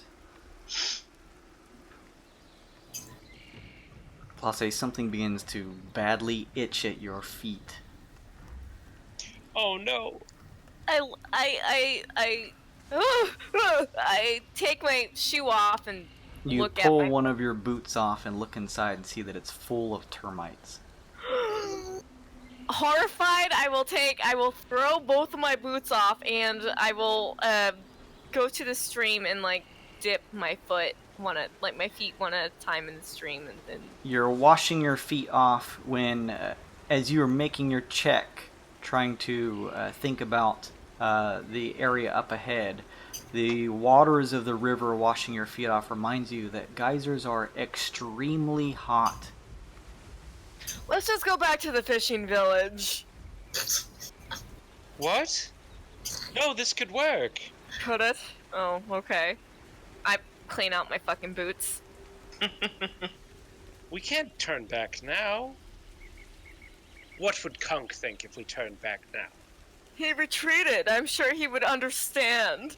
I mean, that's fair. I'm gonna admit that was a bluff. I barely know Kunk.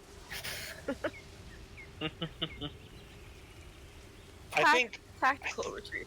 I think this geyser could work. But I'll leave it up to the rest of you. I say we keep pushing forward. I'm okay with that. Fine by me. Rinkaz and Vidi, how are you getting across this river? Oh yeah, you guys are still over there. Can I, in Draconic, ask the Great One of Infinite Scale Oh no. if he has some sort of rope that he may bless us with? I do. In Draconic. I have, I would reply to him and say I have 50 feet of hempen rope or 50 feet of talking snake and Kulikan rope. Could we possibly throw the heavier one across and have them, our team on the other side, anchor it so we have something to hold on to as we cross? So I can ferry it across for you. Oh, even better. Aesop Alright. flies over, grabs it in, and easily flies back over to the other side. All right.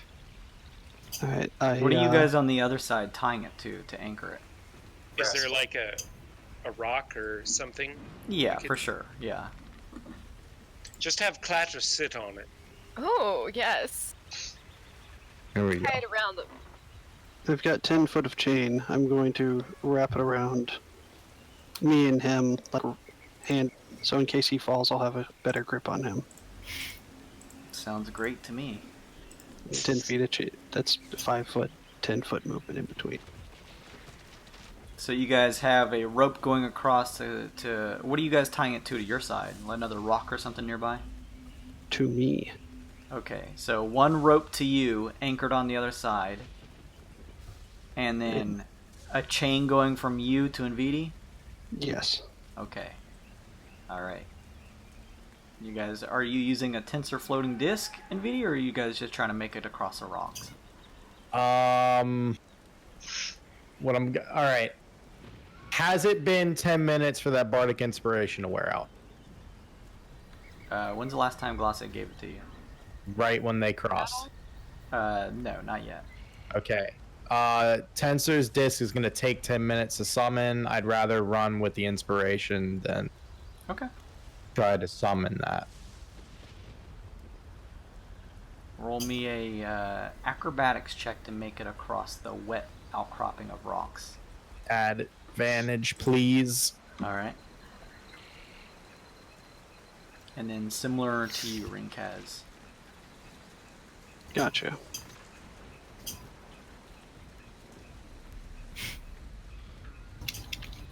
Oh,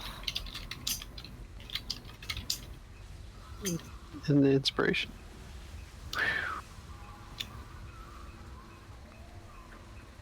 Alright. What was those 3 rolls for? Oh, the D10. Okay, gotcha.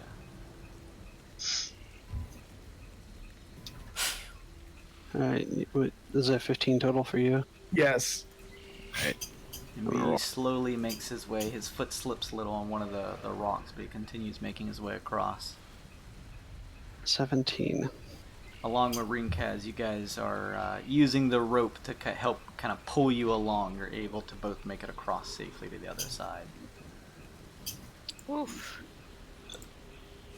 With no mishaps. Praise be to the scaled ones. To the serpents of the sky, I will ascend. Oh God, he's becoming like a cause fanatic. I hate it. Maybe Kaz will soon be a part of us again. He did worship someone great in the skies. Maybe he was the prophet who was leading me on this journey. Kazakatl, you will be my right-hand man. I vow that to you. Oh my God, Jason, please tell me this wears off. Rise. Rise. Right. At some point, probably, maybe. Probably, maybe. You guys got pretty fucked up in that tomb, but the effects did seem to wear off once you left back on Relica, so. Yeah, so with that, you guys make it all safely across, armed with all the knowledge that you need, and we will pick up here next session as you guys attempt to confront this Parima Fey head on. In a geyser. It's gonna be epic as fuck. Did you guys have fun? I love it. It felt like a pretty short session. I don't know. Hell yeah, I had fun. What the fuck? Oh my god. What's Ileona appears and slips all your throat. Oh, We wow. had a total of 7 weird events. Oh my God. I had, what did I have? A 20 and then like 2 1s or 3 1s in a row? You alone had 4 weird. Half the session was just Sun Kong's first round of attacks. Thank you everybody who stuck around to watch the hijinks as usual. Our VIP, thank you Looney Loomworks. Thank you Alfred. Thank you Angel of Light. Thank you Dr. Groovy Sauce, Electrical Longboard. Ooh. Thank you Husband and Wife, Lurks and Windsock. I appreciate you guys stopping by. Those of you who are on bots, thanks for those of you who are bots. And I hope you guys had fun watching. If you missed any of this stream, you can always catch the VOD under our Twitch page, or you can go over to our YouTube. It's GAWD_mode and check those out. The whole history of the second season is on there, a whole bunch of episodes, so lots of cool stuff. If you guys remember, you're building up loyalty points as you watch or follow. Please follow. Just click a button, you'll instantly get 20 weird bits to buy all kind of cool avatars or ghosts now that they're open to the shop, or all kinds of zany stuff. So do that. And yeah, thank you for stopping by to watch. I hope you guys had a fun time, and we will be back next week to hopefully maybe finish this up. We'll see. Yeah, thank you everybody. We will be back next week. Bye. Bye. Bye.